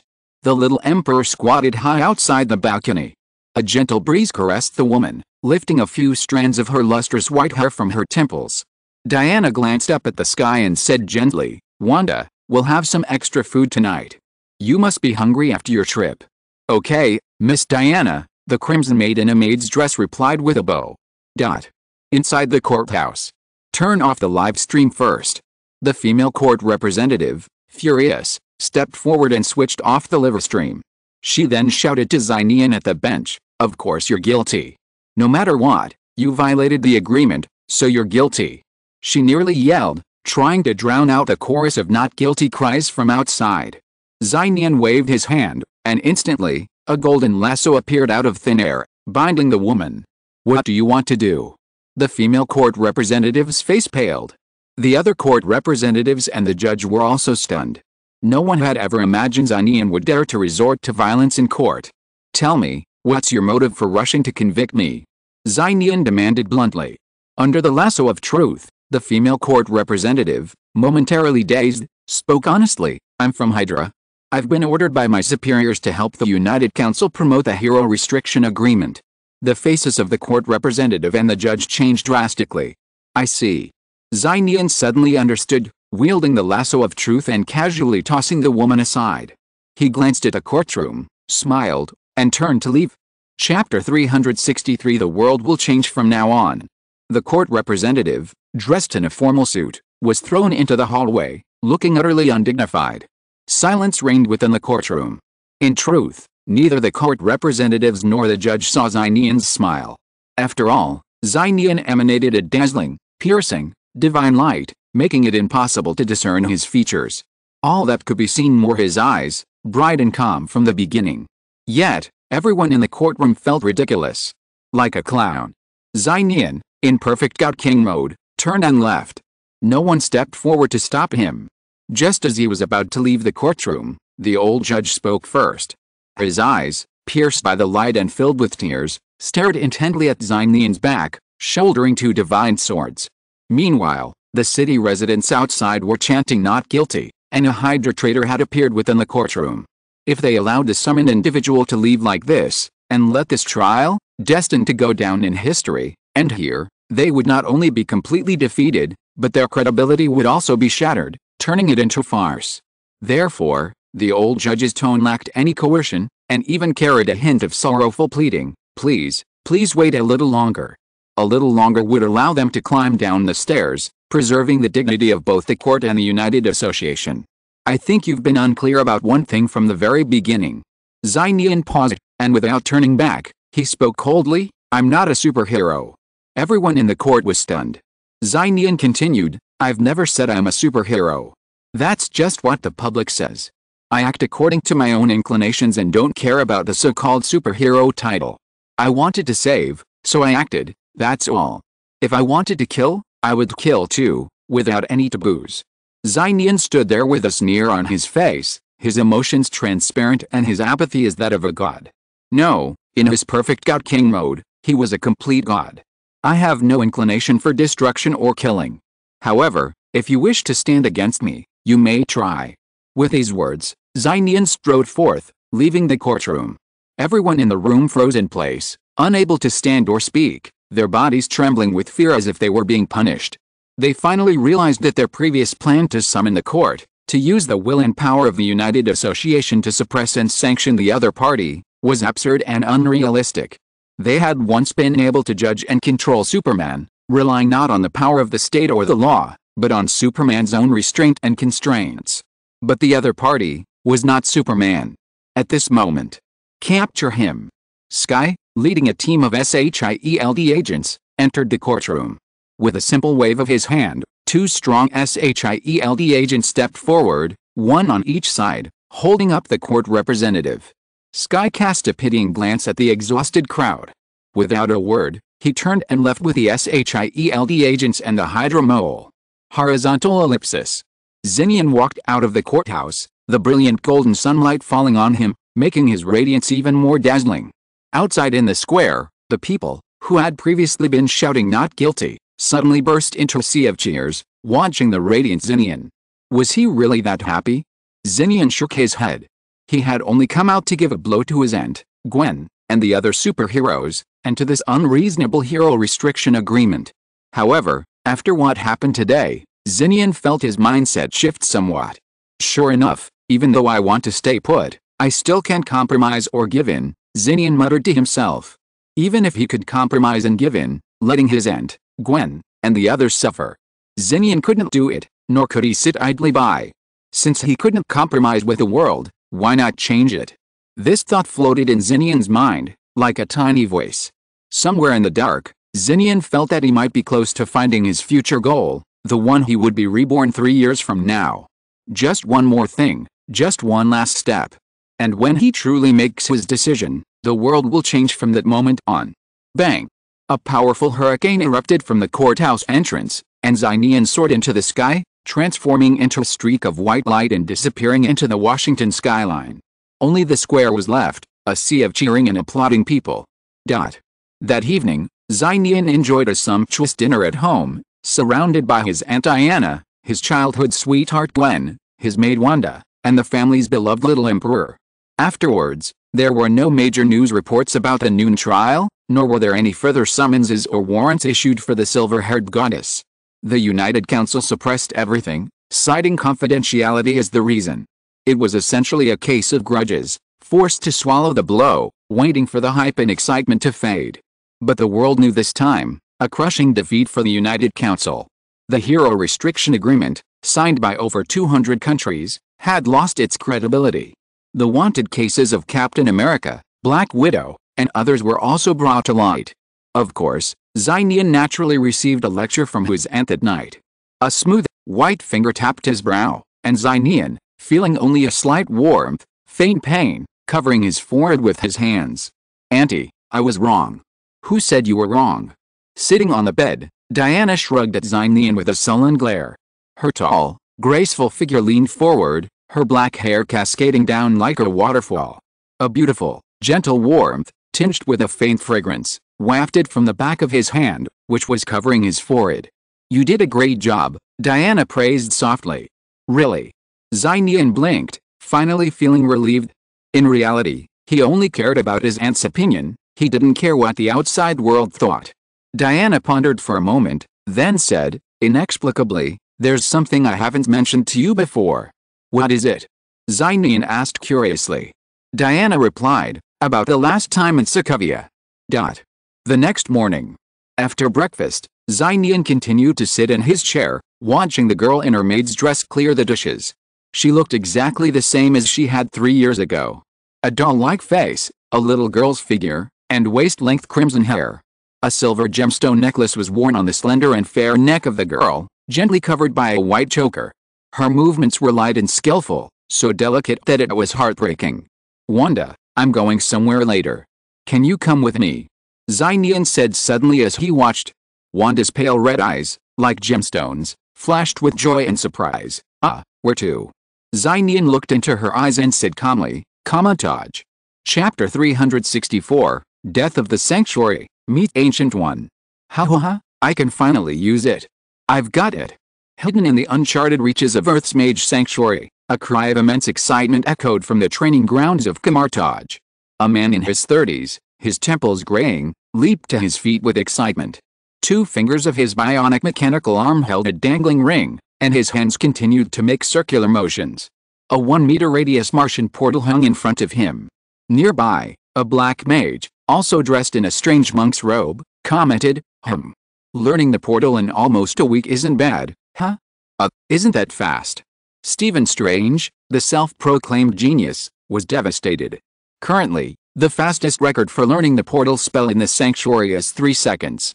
The black mage paused. Rather, the other person learned it at a glance. Really? Strange's eyes widened in shock. He found it incredible that he could master this profound portal spell in just a week. And someone could learn it with just a glance? Comparing yourself to others is truly infuriating. Of course, the other party is. Before the black wizard could finish, a portal opened nearby, accompanied by a rustling sound of sparks. It was the portal leading from the outside to the inner sanctuary.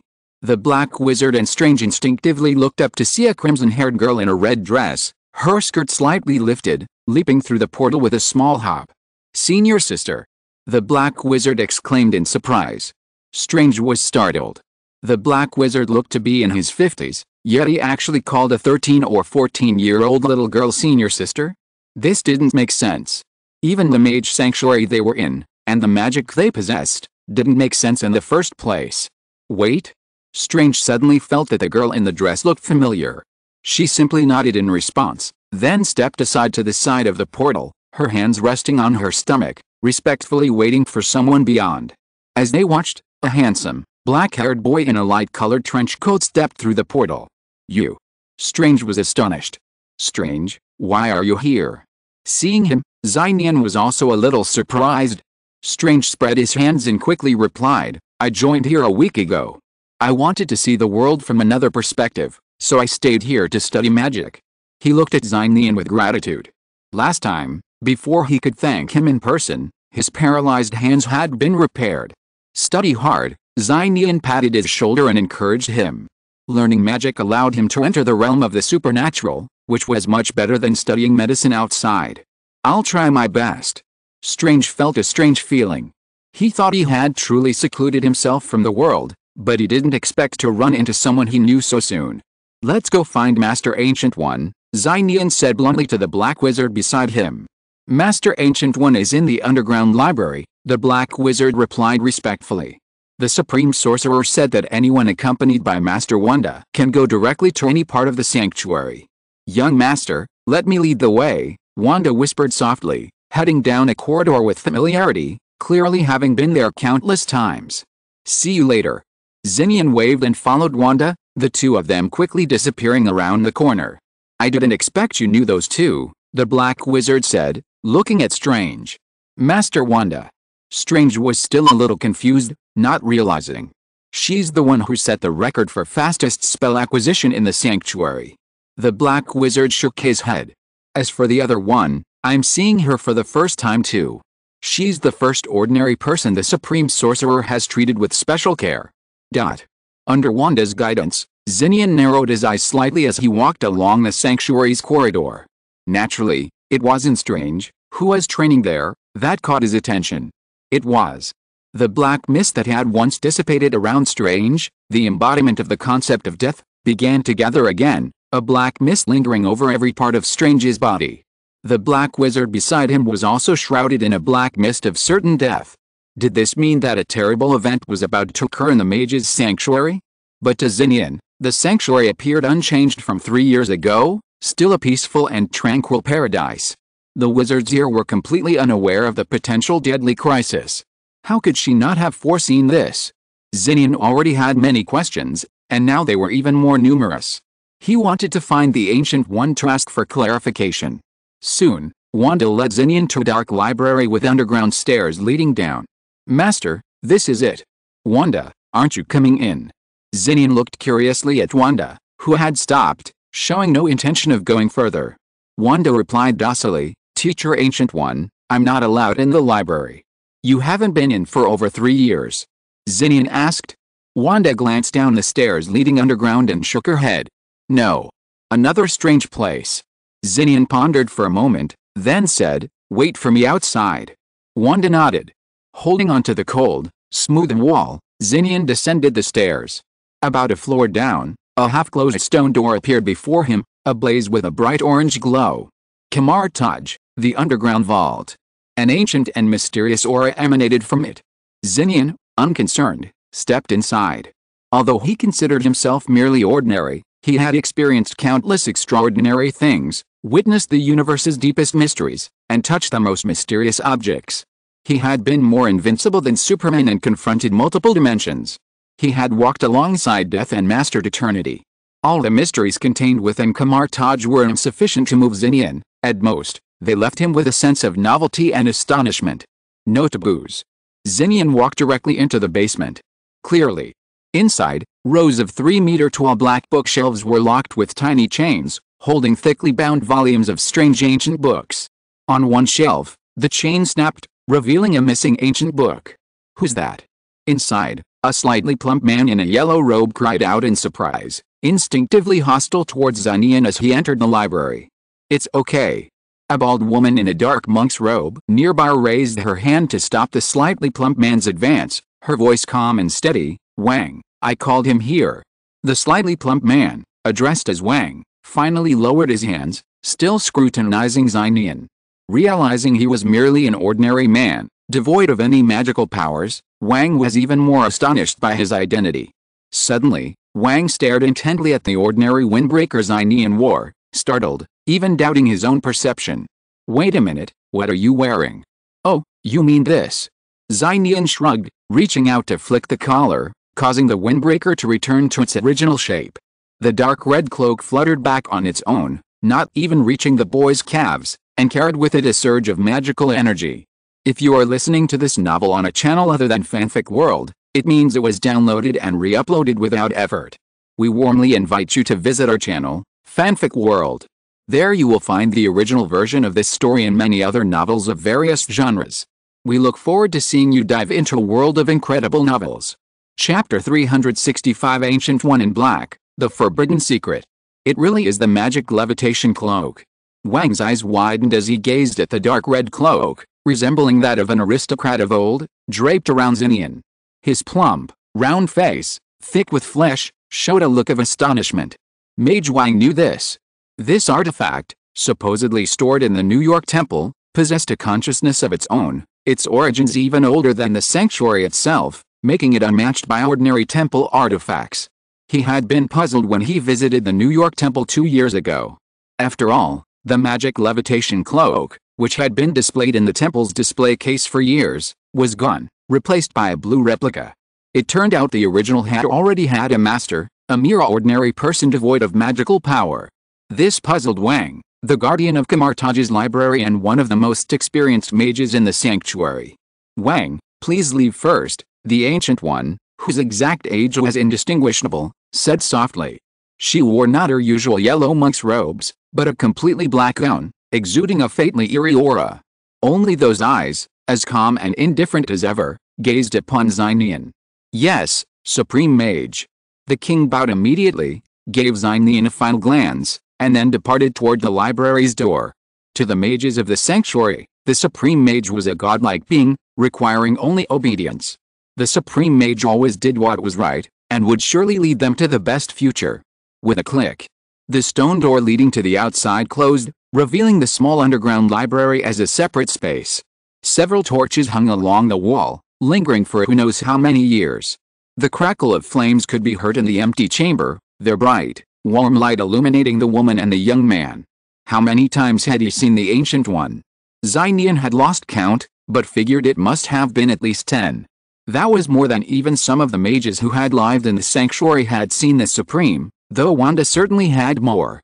Nian noticed that the Ancient One was not wearing the magical necklace he usually wore. What happened here? Nian began, glancing around in confusion. He had noticed earlier that the library looked like it had been broken into, and the chains that had once bound an ancient tome on the bookshelf had broken. Ancient One's still youthful face remained unchanged as he spoke bluntly. "Some time ago, a mage named Mordo defected from Kamartaj. This morning, he suddenly led his men in and made off with a book of magic." Another mage defecting. Nian's brow furrowed. 3 years ago, while in superpowered mode, he had vanquished a group of dark mages. The leader of that group had also trained at Kamartaj. Dark mages are the corrupted remains of Kamartaj's original guardian mages. Ancient One remained calm and replied, "When you gaze into the abyss also gazes into you."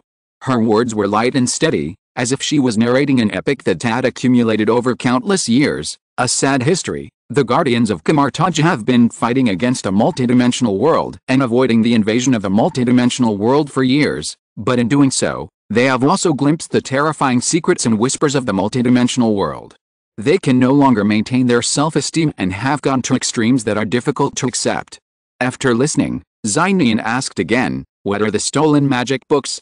Ancient One stepped forward, walked past Nian, looked at the empty bookshelf, and answered without hesitation, "The library contains all the spell books in Kamartaj's 1,000-year history, but reading them requires permission from the guardian of the library, the king.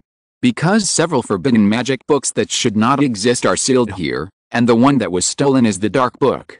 Dark Book. Nian muttered the name of the book in a low voice, and her sensitive self suddenly felt a vague chill of darkness and evil.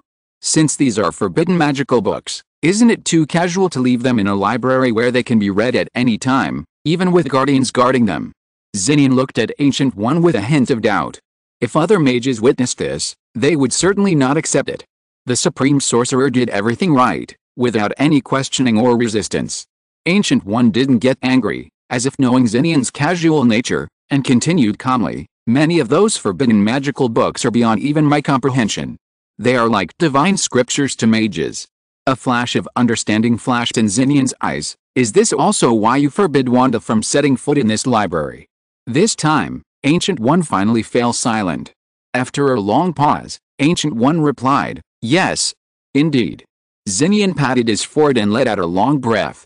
Because Wanda is different from other mages, she can understand the forbidden books here, and through them, she can glimpse the taboos and multidimensional mysteries. And because, the longer you gaze into the abyss, the more you are gazed into by it. The more you understand multidimensionality, the more you'll be invaded by it. Therefore, the Ancient One forbade Wanda from entering here, daring her to touch the forbidden books, fearing she might open the forbidden door. Xinian was a little depressed. "If I had known these problems would arise, I shouldn't have let Wanda learn magic." The Ancient One said, "It doesn't matter whether she learns or not. Some people are born with a natural affinity for the mysteries of the multidimensional realm." Xinian took a deep breath, clenched his fists, and continued, "Is Wanda's growth stagnant in the past 3 years due to these reasons?" The black-clad Ancient One stared at him with a half-smile, and said inexplicably, "Don't you understand? The real reason Wanda won't grow is..." Before the Ancient One could finish his words, a faint scream emanated from outside the stone door of the library. Something happened outside. Even if Xinian's death eye had seen the signs of the mages' deaths, he hadn't expected it to happen so soon. And this was when the Ancient One, the Sorcerer Supreme, was in Kamartaj. In a moment of trance, Xinian's mind connected everything: the theft of the Forbidden Dark Book, Wanda's ban on entering the library. Not good. Xinian's face paled. He clutched the necklace pendant around his neck with one hand and reached forward to grab Ancient One's shoulder with the other. The spatial artifact was triggered, teleporting back to previous space.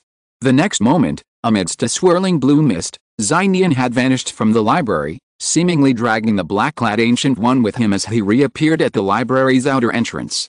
That's right outside the library door, less than 10 meters above. It saved him 3 or 4 seconds. But Xinian was still a step too slow. When he and Ancient One reached the outer entrance, Wang lay on the ground, his face pale, one hand clutching his arm, a transparent, icy spike deeply embedded in it. Apart from that, there was no other figure. Chapter 366: The reason why Wanda doesn't grow up. It's the work of a dark wizard. If stabbed in a vital spot, even the strongest wizard would surely die. Looking at the fallen Wang, the black-clad Gu waved his hand, and the weapon, resembling an icy spike, dissipated into nothingness. It was clearly a makeshift weapon constructed from a combination of dark magic and mana, much like the shield and whip wielded by the mages of Kamartaj. Xinian looked around, but couldn't see the girl in the dress. He couldn't help but ask, "Where's Wanda?" The Wang took a breath and gritted his teeth, saying, "It was Mordo, the traitor to the sanctuary. He suddenly broke in, attacked me, then leaped through the dimensional portal, and the wizard Wanda gave chase." As expected, Xinian clenched his fists. He vaguely understood that Wanda's arrival, along with his own, had prematurely triggered the unrest here. Their target was Wanda. More precisely, they wanted Wanda to help them unlock the taboos within the ancient magical tome.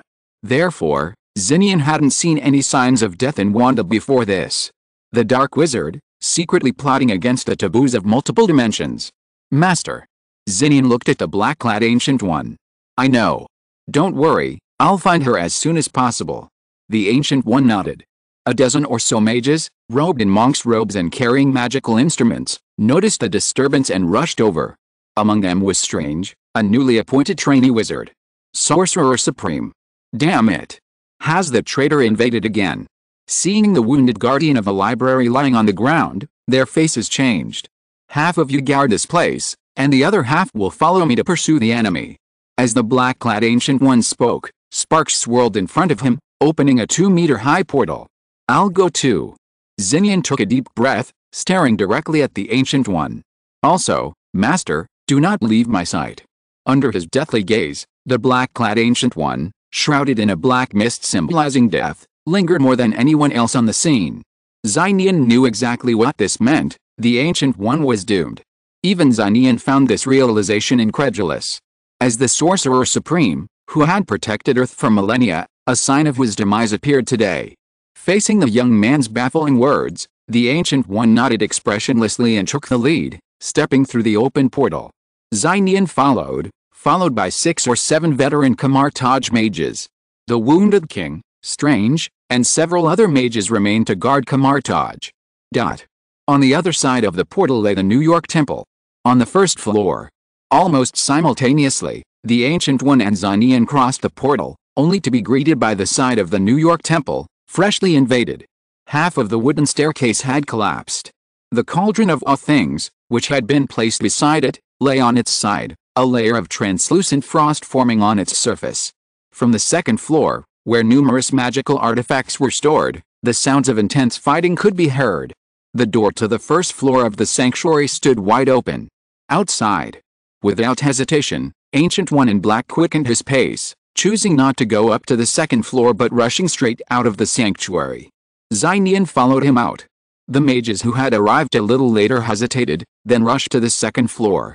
They believed the Supreme Mage was invincible, the fleeing enemies outside could be left to her. Losing the numerous magical instruments on the second floor would cause chaos. Nian, following Ancient One in Black, rushed out of the New York Temple. Suddenly, a clamor of voices reached their ears. Outside, a bustling pedestrian street burst into life. New Yorkers on the street stared in wonder at the other end of the street, where 3 mysterious men in black robes were fleeing at an accelerated pace. One of the men in black was carrying an unconscious, crimson-colored girl on his shoulders. Human traffickers? Surely, get me a suit. Nian gave the order immediately, not caring about exposing his extraordinary magical weapon as he launched himself into the air with his magical levitation cloak. The robotic voice of the artificial intelligence, surely, echoed from his phone, right away. Golden sigils emanated from Ancient One's feet. Stepping on the air, he leaped forward, and Nian pursued him at breakneck speed. Are we finally here? A few dozen meters away on New York's pedestrian mall, Mordo, carrying the unconscious crimson girl, glanced back at Nian and Ancient One, his lips curling up strangely. The distance between them and the enemy was closing. Nian, pursuing with his magical levitation cloak, recalled what had just happened. Taking advantage of the moment, he couldn't help but ask, Master, you just said why Wanda hasn't grown up. I want to know the answer now, Nian said with conviction. He had brought Wanda to Kamartaj today to inquire about the strange things that had happened to her. Aunt Diana had mentioned this to him yesterday. Wanda has been acting strangely lately. For example, a few days ago, she left home mid-flight, presumably to visit the Sokovia battlefield. However, Nian hadn't seen Wanda in Sokovia. After Nian returned home, Wanda was waiting for him at home early, docile and well-behaved, unchanged, yet seemingly suppressing something. This wasn't just recent. Perhaps Wanda's problems began 3 years ago, before Nian's death? Isn't the answer obvious? The black-clad Ancient One, treading on the air at a speed comparable to the low-flying Nian, glanced at him and said, that child has always changed because of one person. Nian was stunned. At that moment, the 3 dark mages ahead, led by Mordo, suddenly stopped in their tracks. They simultaneously extended their hands and pushed, and the skyscrapers on both sides of the street immediately collapsed like dominoes. Rumble. A vast, eerie shadow descended, hundreds of meters of tall buildings bearing down on Nian and the Ancient One. Nian noticed that the pedestrians on the pedestrian street had vanished, and the surrounding space was filled with a psychedelic haze of glass. They were no longer in their original reality. Nian came to his senses. Tread. Ancient One grabbed Nian's magical levitation cloak and lifted it with one hand. The ground bulged, rapidly forming a towering stone pillar, lifting them away from the city crushed by skyscrapers. Reality. The nanosuits and equipment that fell from the sky hovered overhead, and the sudden disappearance of Nian, Ancient One, and the dark wizards from the road frightened the pedestrians on the New York streets. In the mirrored space, Nian landed on a massive stone pillar 300 or 400 meters high, gazing at the irregularly shifting skyscrapers below. The city was like a sand table, controlled by the wizards. The 3 dark wizards appeared directly opposite the pillar, on the rooftop of a skyscraper. Let Wanda go. As they glared at each other, Nian's eyes were as cold as ice, A rare flame of anger ignited within him. Okay. Mordo nodded indifferently, then unexpectedly threw the crimson girl, whom he had carried all the way to escape, down the stairs. While still in midair, the crimson girl transformed into an illusion and vanished. Fake. The Ancient One finally understood why the other party had invaded the New York temple. It wasn't to seize the artifact, but to block the cauldron of all things, preventing them from determining Wanda's whereabouts. Chapter 367. Something is wrong with Ancient One, please help. Unknown territory. Like a basement with its doors and windows tightly shut, devoid of any light or flame, darkness clung and flowed silently. A Martian portal opened. The girl in the red dress passed through it, transcending the dimensional space and arriving directly in the basement. Where is this place? Wanda looked around in confusion, but saw no sign of the dark wizard. She had been chasing the wizard Mordo, who had invaded the sanctuary, yet after repeatedly passing through portals, she arrived in this deserted room. Master. Anxiety crossed Wanda's face. She raised her delicate white hands, hesitating for a moment, but ultimately refused to put on the two-finger hanging ring. The hanging ring is a magical instrument that allows a wizard to communicate with other dimensions, a key that unlocks and connects the mysteries and the transcendental. Many basic spells don't require the hanging ring, but spells like Dimensional Gate and Mirror Space require it almost exclusively. However, from the very beginning of her magic training, Wanda had been able to open portals without it. The Ancient One, knowing this, had specifically instructed her to always wear the hanging ring, lest other mages notice any difference. Wanda immediately attempted to draw a circle, opening a portal and returning to her current basement. Suddenly, Wanda paused, her expression dazed. The necklace pendant on her slender neck glowed a faint crimson. She took a few steps forward, staring blankly at a specific spot. In the center of the mysterious, lightless basement, a strange, 1-meter-tall stone pillar stood. Atop it, rested a thick, black-bound ancient book. The title was Darkness. Wanda whispered to herself, her petite figure suddenly engulfed by a mist of darkness. Mirrored space. Nian and the Ancient One stood on a stone pillar overlooking the city. The surrounding buildings resembled a sand table, like toys created by Data, morphing erratically under the control of a dark mage. On the building directly ahead stood 3 black-robed dark mages, led by Master Mordo. Nian's eyes grew colder. He should have known long ago that the enemy's goal was always to allow Wanda access to the Dark Tome, a priority even higher than dealing with the Sorcerer Supreme, the Ancient One. Sorry, I miscalculated, the black-clad Ancient One said softly. Nian's brow furrowed. He knew no magic, and he didn't know much about the enemy. Furthermore, the suddenness of the situation, and Wanda's absence, made him a bit worried and flustered. But how could the Ancient One make such a mistake? Was this really the Ancient One? Was he really the Sorcerer Supreme from 3 years ago, who could predict the future and handle anything? Nian's heart wavered. Unlike other mages, Nian didn't regard the Ancient One as a god, nor did he believe that he could always be right. But the Ancient One now gave him a different feeling than he did 3 years ago. Not an invincible guardian, but more like an elderly man. In this situation, he couldn't simply rely on the Ancient One, he had to rely on his own abilities. Of course, his abilities also required him to summon reinforcements. Nian whispered, Master, I'll be gone for half a minute. I'll be back soon. As if knowing what he was thinking, the black-clothed Ancient One nodded calmly. Nian took a breath, then, still gazing at Ancient One, said, Master, don't panic about what I'm going to say next.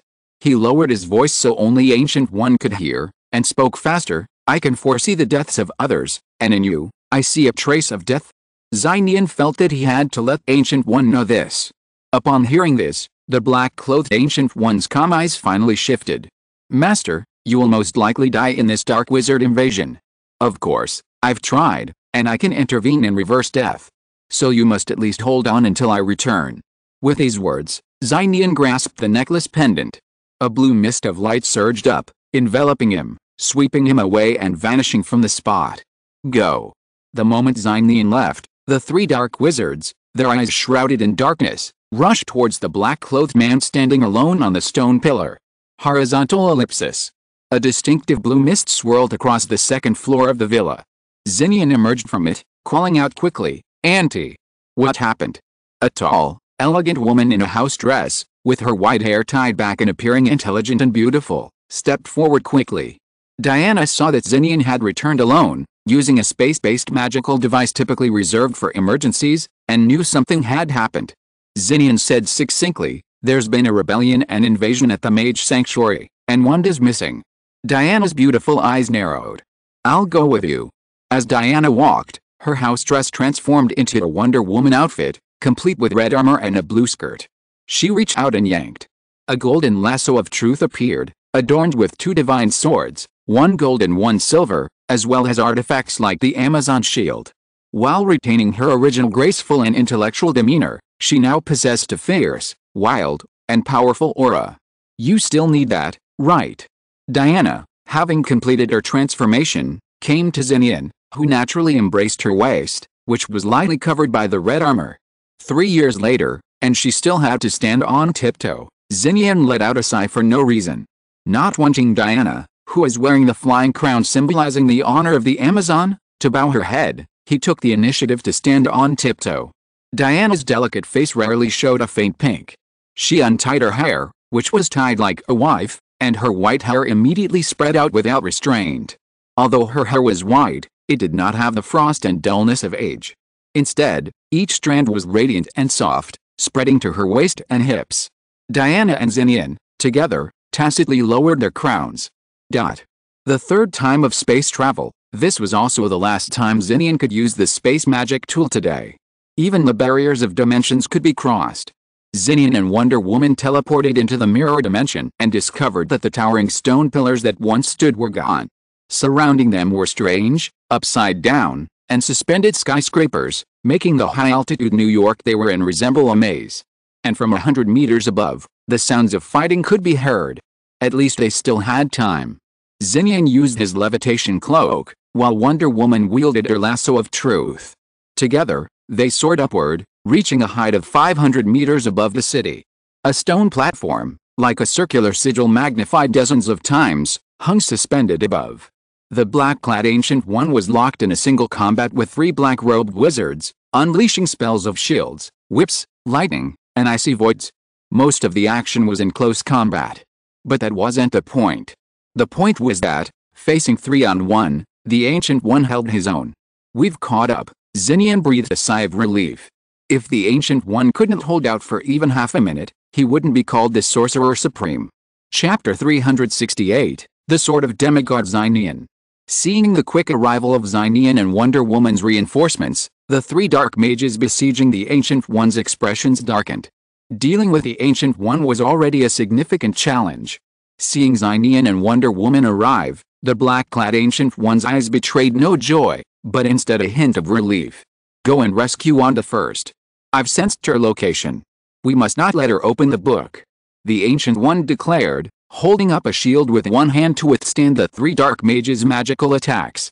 With his free right hand, he swung aside, and a fiery spark of fire whirled rapidly, transforming into a portal. This portal led to Wanda's location. The 3 dark mages' expressions paled, their anxiety even greater than when they'd seen the reinforcements arrive. "Auntie, you and the Ancient One clean up these messes. I'll go get Wanda." Before the portal could even take shape, Xinian had already rushed through. Xinian knew. While these dark mages also wanted to kill the Ancient One, their priority was Wanda. With his aunt by his side, the Ancient One should be able to avoid certain death. Even now, Xinian still couldn't understand how the Ancient One could be in imminent danger. So far, he hadn't seen any enemy capable of threatening the Ancient One's life. "Don't let him get through," Mordo commanded. The dark mages went into a frenzy, attempting to block Xinian's path and prevent him from passing through the portal to Wanda. The black-clad Ancient One waved his hand, and a golden round shield constructed from mana materialized before him, blocking the leader, Mordo. A gleaming golden lasso swung forward, binding another dark mage's ankle. Wonder Woman pulled one away. Only one dark mage remained, charging at Xinian. His pupils and irises were pitch black, as cold as the corner of the abyss, his face pierced with black veins, a sinister expression. In one hand, he grasped a transparent, ethereal ice shard, in the other, he conjured a magical round shield shimmering with golden flames. Looking at the dark mage blocking his way, a sneer curled around Xinian's lips. His speed didn't slow, but rather soared, his long, silver-white hair fluttering in the wind. Now, he possessed the power of a demigod, the demigod mode my aunt had achieved after semi-awakening her white hair. Despite possessing only demigod powers, he was no match for these minions. Nian ignored the opponent's stabbing spell ice spikes and launched a direct punch. The dark mage, shocked by this even more extreme fighting style than his own, quickly raised his magic buckler to block Nian's punch. Bang! The spell buckler nearly shattered under the blow, sparks flying. What terrified the dark mage even more was that another hand grasped the ethereal ice spike firmly. So fast. He couldn't even see clearly. How did it happen? Before the dark mage could react, Nian's left knee suddenly shot up, like a bowstring. Get out of here. In demigod mode, his emotions became transparent, his eyes dancing with divine flames, and he was trying his best to suppress his anger. Wow! The dark wizard screamed, his body flying high into the air. The sound of bones breaking and internal organs shattering echoed clearly within him. As a wizard, you dare me in close combat? Who gives you the confidence? The demigod's eye Nian, without even a glance at him, leaped into the portal ahead. In the basement. There was no light here, only darkness. No, there was a crimson glow. In front of the stone pillar. Wanda's eyes were hazy, the realistic gem necklace around her neck glowing red. She reached out her delicate white hand toward the ancient magical book known as the Dark God Book. But at that moment, a familiar voice suddenly rang out from behind Wanda. Wanda. Master. Wanda, startled awake, was about to turn back, but her hand had already touched the cover of the ancient book. In that instant, as if a forbidden door had opened, a crack had opened in the multidimensional abyss of terror. The dark book trembled slightly, and an ominous aura surged outward, freezing Wanda and Nian, who had just entered the room, in their tracks. A dark tide of energy surged from the dark book, sweeping outward. Nian's silver hair and the divine light flowing on his body dimmed in the darkness. In demigod mode, Nian's eyes widened, breathless. The surging energy prevented him from taking even a single step forward. And the bloodthirsty, violent, cold, and terrifying dark energy that continued to surge from the dark book drew the girl forward. Wanda's eyes were blank. Her right hand, touching the dark book, moved, slightly opening the page. It only opened slightly, not completely, and the tide of darkness surged. A whoosh. The demigod's Nian gritted his teeth. Amidst the surge of dark energy, he heard whispers chanting profound secrets. The sinister, icy darkness chilled his skin. It was an ominous power beyond his current demigod mode. Wanda, don't open it. Nian felt that if he opened it, Wanda would never be able to return to his side. Wanda ignored him, seemingly oblivious to Nian's cries, and continued slowly turning the pages. Just as the book was about to burst open, Wanda's crimson hair suddenly tumbled downwards. A red ribbon, once used for her hair, wrapped around her right wrist as she turned the page. The girl's hand stopped, still turning the pages. But the book was perilously close to opening. The darkness gushed outward, some of which threatened to penetrate the girl's petite body. Buzz! A flash of golden light suddenly illuminated from the basement, dispelling some of the dark tide. Nian raised his left hand. On his wrist was his aunt's single protective silver bracelet, ablaze with golden divine flames. While resisting the tide of darkness, Nian drew the golden sword from his waist and swung it forward without hesitation, Odin's sword. A small, radiant rainbow bridge descended. The rainbow bridge of light pierced the stone pillar, carrying the darkness, along with the dark book upon it, away, upwards through the basement. The dark book vanished instantly. Wanda, momentarily stunned, quickly withdrew her hand, panicking, Master, I didn't mean to. Tread. Nian strode forward, sword in one hand, and with the other, tightly embraced the dressed girl. I'm glad you're alright. Master. Wanda blinked, her face flushing as she breathed in the boy's sunny scent. Hadn't she nearly gotten into trouble? And she was actually being rewarded. From now on, no one is allowed to wander without my permission. Nian said coldly. Having not seen Wanda before, the usually calm Nian was actually a little panicked. After Alice, Nian never wanted to lose his family again. Yes, Master.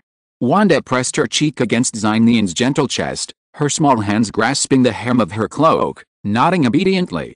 A rustle. For some unknown reason, the magic portal nearby began to shrink. Let's get out first. There are still some minions outside to deal with. Nian took Wanda's small hand, stepped forward, and crossed the portal to the other side. However, the next moment they returned to the mirror space battlefield platform, Nian and Wanda stopped moving at the same time. Ahead, a bald woman in black collapsed on the suspended platform, a transparent, insubstantial ice spike stuck in her chest, blood gushing out along the half-submerged ice spike. Chapter 369 Passing Away, Angry Nian. In the mirrored space, on a platform suspended high above the city, the Ancient One, clad in black, pale, his chest pierced by an ethereal weapon more powerful than an icy spike, collapsed in a pool of blood. Success. I succeeded in killing the Sorcerer Supreme. Not far away, Mordo, once one of the Ancient One's most proud disciples, former Bishop of Kamartaj, and current leader of the Dark Mages, his right hand, gripping the ethereal icy spike, trembled uncontrollably, his entire body trembling.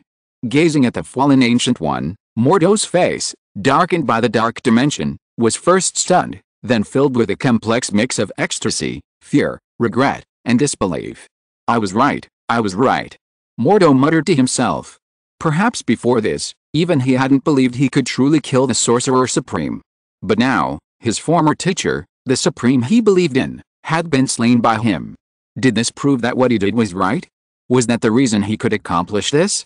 On the other side of the platform, Wonder Woman clutched the golden lasso of truth, already tightly binding the other two dark mages.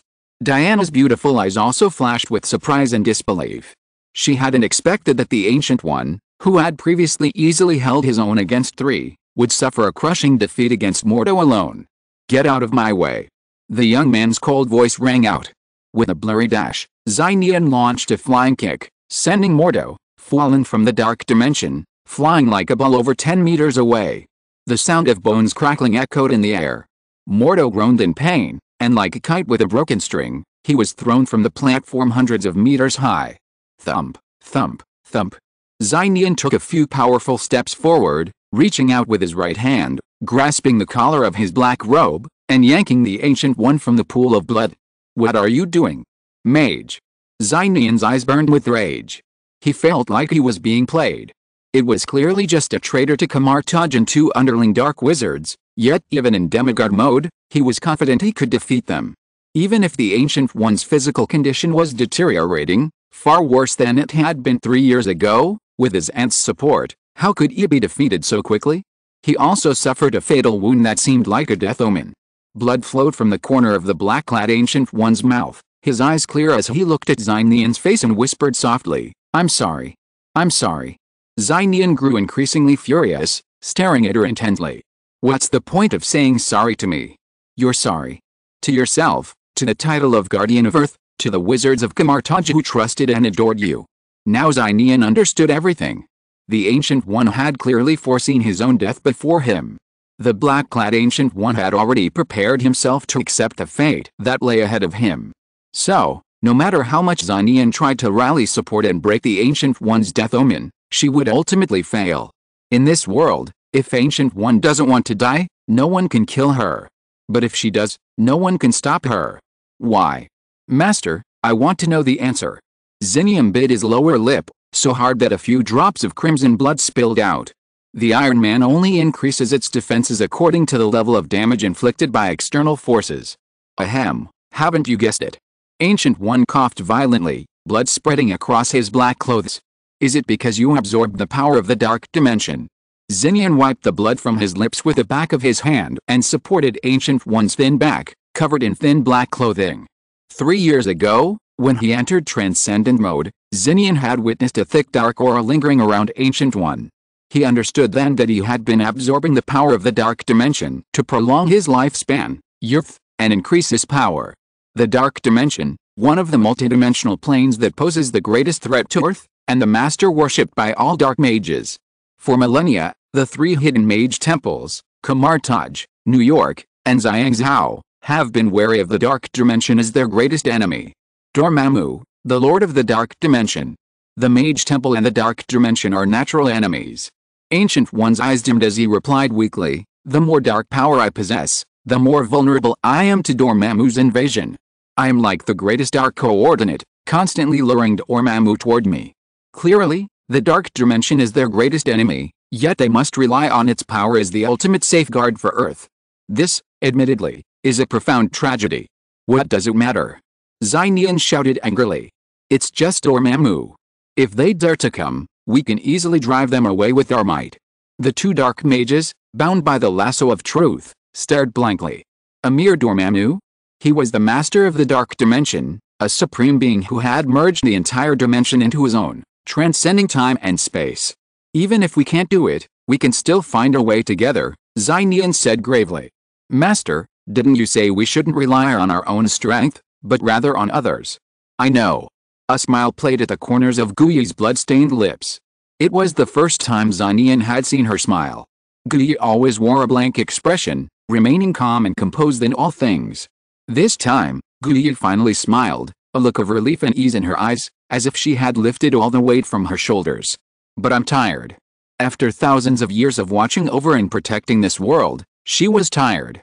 Guyi's voice was as weak as a baby's, her eyelids drooping, her eyes holding a last glimmer of light, reflecting Nian's face. Nian, this world is in your hands. She seemed to whisper. What are you giving me? Don't think you're just going to walk away like that. Nian shouted angrily, looking at Guyi's peaceful, sleep-like face. I've lived for 1,000 years, can't I live a little longer? I want to know. Why have you been helping me? Did I know you before? Or did you see something? Speak, master. Nian shouted, unable to contain his anger. How could he accept such an outcome? Behind him, Wanda covered her mouth with her hands tightly, her petite body trembling slightly, tears streaming from her pale red eyes. Teacher. Wonder Woman Diana dragged two dark mages forward. Looking at the black-clad Ancient One in Nian's arms, she sighed softly. She is gone. Nian gritted his teeth. At the same time, he felt a surge of strange power descend upon him out of nowhere. It was. Before the Ancient One died, Nian's own blood bead on his left hand exchanged with the blood of the Ancient One. Chapter 370, God of Law Mode, Lord of Dimension. Kamar Taj, inside the library. What should I do? What should I do? Strange rushed in alone, thrusting the stone door shut with all his might, his face pale with panic. Even through the stone door, he could faintly hear the sounds of fierce battle outside. The Sorcerer Supreme, the Ancient One, was away from the sanctuary, guarded by only a few mages, and just now, a group of dark mages had suddenly broken in. Their target was clearly the forbidden books within the library. So, Strange, running into the library alone, wasn't betraying his teammates. He had only been training for a week and had only just learned the portal, leaving him without any combat skills or spells. Should he open the portal and seek help from outside? But where could he turn for help in a battle between mages? The Avengers? Or should he just run? No, I have to protect the magical books in the library. Strange gritted his teeth, but then suddenly realized something and quickly turned to look towards the brightly lit room. That's right. This is the library, where all the spells are. Strange rushed inside and frantically searched the bookshelves before him. Combat spells, combat spells. Strange kept muttering, and as a chain of seals ended, a vintage tome fell from the shelf. Pa! The tome flew open, and from it spun a silver metal necklace. The pendant flickered faintly with a faint green light. What is this? Strange was stunned. What Strange didn't know was that not only was Kamar Taj in chaos, but also the New York Temple and the Xiangshao Temple were now in turmoil. At the moment of the Ancient One's death, Earth was exposed to interdimensionality. At night, in the city of Xiangshao, an old church building, the Xiangshao Temple, nestled beside the old pedestrian street, was engulfed in flames from the inside out. Passers-by on the street watched in disbelief. Suddenly, 100 meters above the bustling modern city of Xiangshao, an eerie, sharp, crackling sound echoed. What's that? The sky is shattering. Countless Xiangshao residents looked up in astonishment, only to see the void of the night sky suddenly crack. Space, like a glass mirror, shattered, a hideous crack spanning over 10 meters. Within the crack lay a darkness far darker than the night sky itself, the abyss. It felt as if a deep, growing crack appeared in the sky, surrounded by subtle black thunder crackling. An ominous, sinister aura emanated, instantly stunning everyone in the city below. From within the burning and smoking Xiangshao Temple, a bald man in a yellow robe swiftly emerged, staff in hand. Gazing at the bizarre scene in the Xiangshao night sky, the temple's guardians felt as if they had fallen into an ice cellar, their bodies icy cold, their faces pale and bloodless. This is over. It's coming. Dormammu, the Lord of the Dark Dimension, is coming. The guardians of the Xiangshao Temple trembled with fear, unable to muster the slightest thought of resistance. Only the Supreme Mage could barely isolate the enemy. But when it descended upon this side, no one would be able to withstand it. Mirrored space. Xinian's previously blazing divine flame suddenly dimmed, as if the mysteries of the universe were evolving within him, space and time flowing in Sujin's pupils. The master of the followers was triggered. At this moment, Xinian gained the abilities of the Ancient One before his death. The power of a Greek demigod, the ability of a supreme mage, two transcendental powers, innate and acquired, merged into one. Swish. Xinian's long hair suddenly shortened, reaching shoulder length. It split in two, seemingly at the center of his eyebrows. The left half remained a snow white, while the right returned to its normal jet black color, appearing strangely yet naturally. The divine light emanating from him dimmed and faded, making Xinian unmistakable from ordinary people. Yet, even as he stood there, he seemed to exist in a separate world, cut off from the time and space of the present. It was as if it had become one with this dimension. Xinian. Young master. Diana and Wanda gazed at Xinian, feeling a warmth and peace. A sense of security. The other two dark mages sitting on the ground, a single glance at Xinian, felt as if they had beheld the most terrifying being in the world, their very souls trembling. This feeling was even more terrifying than that of the Ancient One. He was so similar to their master. Master, just rest a bit. Xinian gently placed the Ancient One in his arms.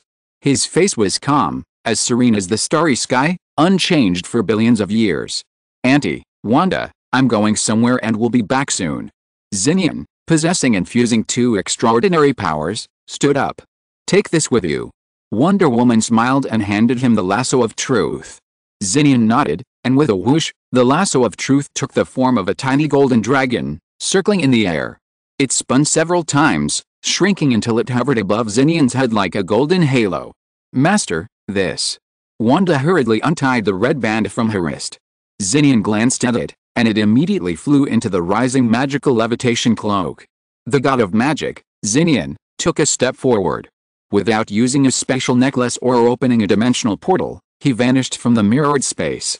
Above Xiangshao, the special rift had widened 20 or 30 meters, resembling the most terrifying abyss. From within, a black tentacled figure emerged, squeezing and stretching the rift. It's time to transform this world into part of the dark dimension. On the other side of the abyssal rift, in the chaotic and disordered dark dimension, a terrifying monster eye opened. Woohoo! Black destructive thunder emerged around them, and a wild, scorching wind surged outward. He was descending. Just one glance at the deformed figure emerging from the crack in the night sky, and passers-by in Xiangshao City felt their hearts stop.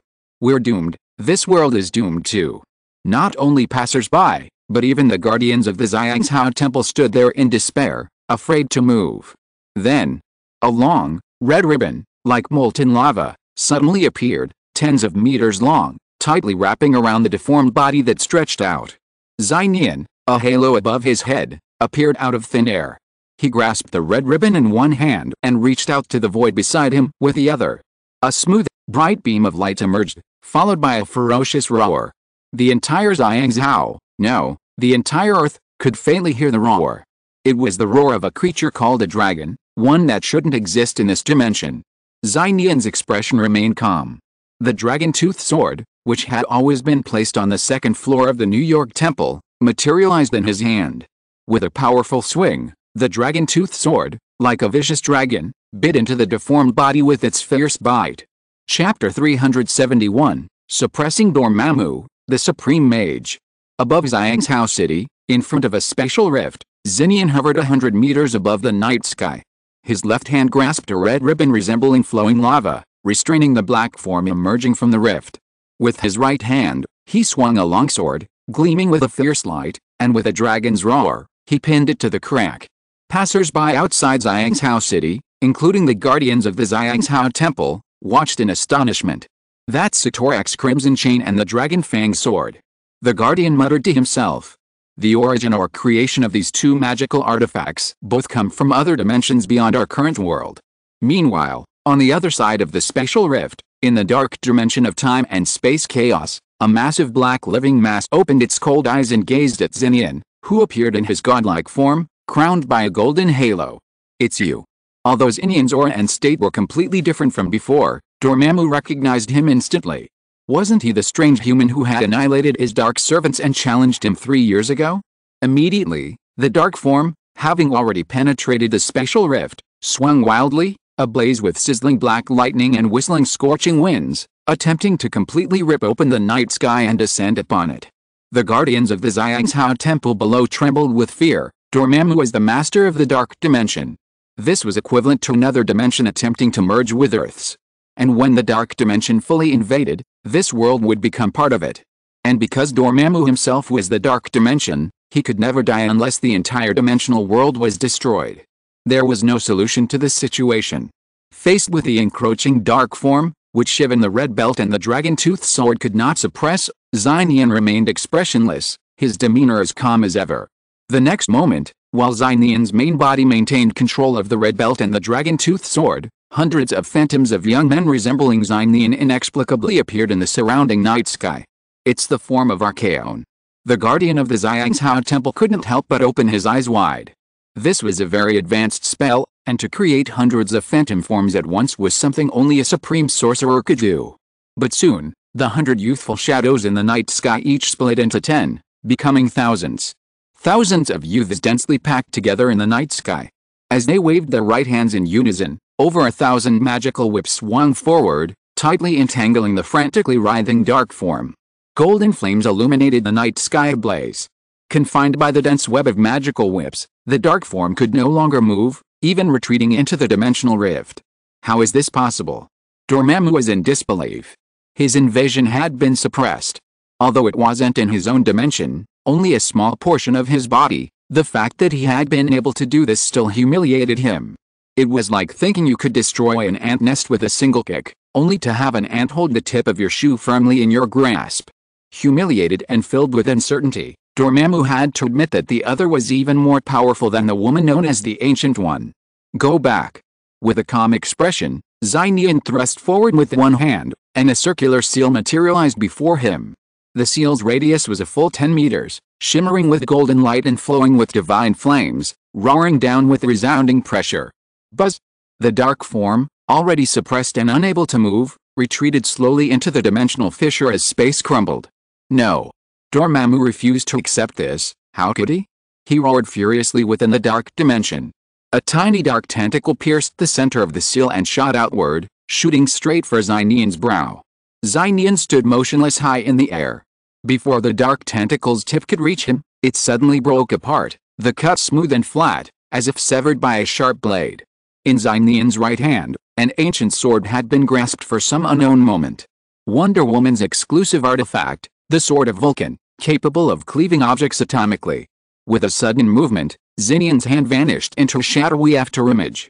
In a split second, he chopped the shattered dark tentacles into over 10,000 tiny fragments. The blade ignited with magical flames, incinerating the fragments. Damn it! Dormammu felt a flicker of pain. For the first time in eons. Seizing this momentary gap, Nian slung the Sword of Vulcan across his back and pointed. A golden halo above his head instantly extended forward, like a meteor streaking through the night sky, like a golden needle and thread, piercing the rift in space, mending and tying it. Nian seized the lasso of truth and yanked it backward. Combined with the isolating power of the mirror dimension, the spatial rift instantly closed inward, leaving only a meter or two of space. I'll remember you once, twice. Dormammu raged.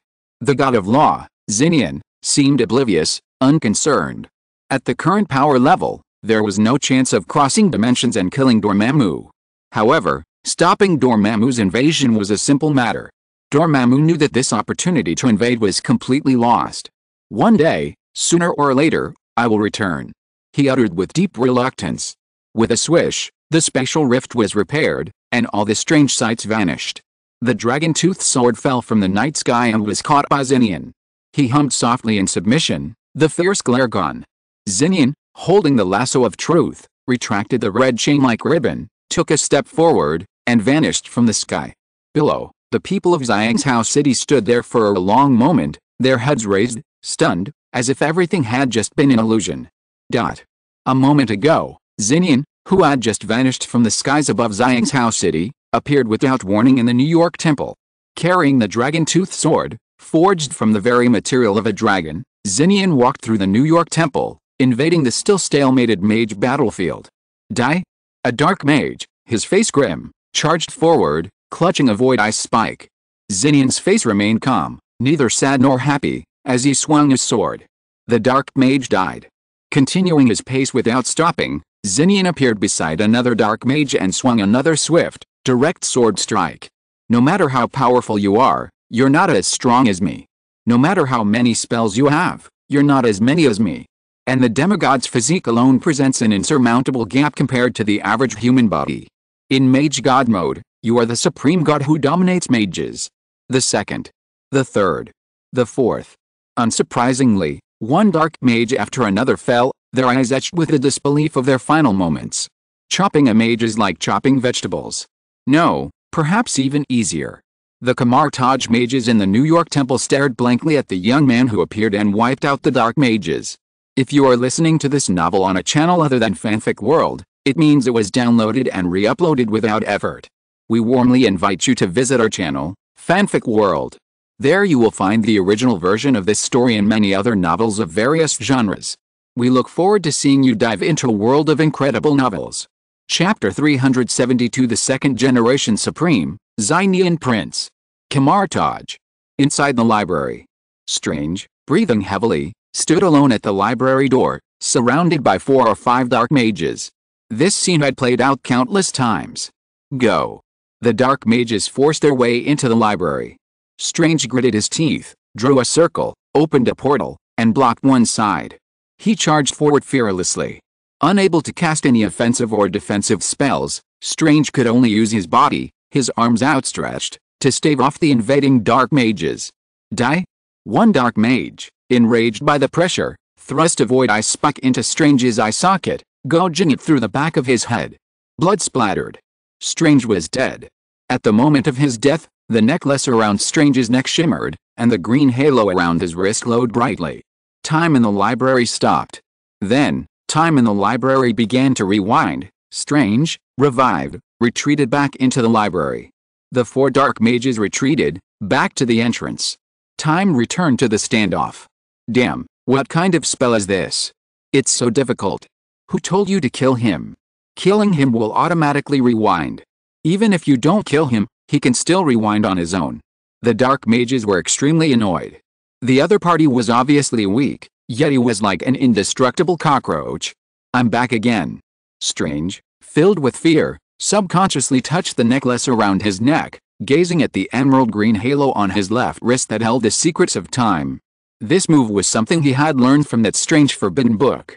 It was also the second spell he had learned since the spell portal. By now, Strange had died and rewinded 36 times. Go again. The dark mages continued to charge forward. Strange sighed, preparing to repeat his suicide attempt to stall for time. But then, trampling. A young man in a dark red cape appeared out of nowhere in the library, his steps as leisurely as if he were strolling through his own home. The sword in his hand uttered a ferocious dragon's roar. With just one strike, the 4 dark wizards, gathered together, fell like wheat harvested in autumn. Strange was stunned. Doctor, are you all right? The young man gave him a calm glance, his gaze fixed on the necklace gleaming with green light. In an instant, everything clicked. Nian.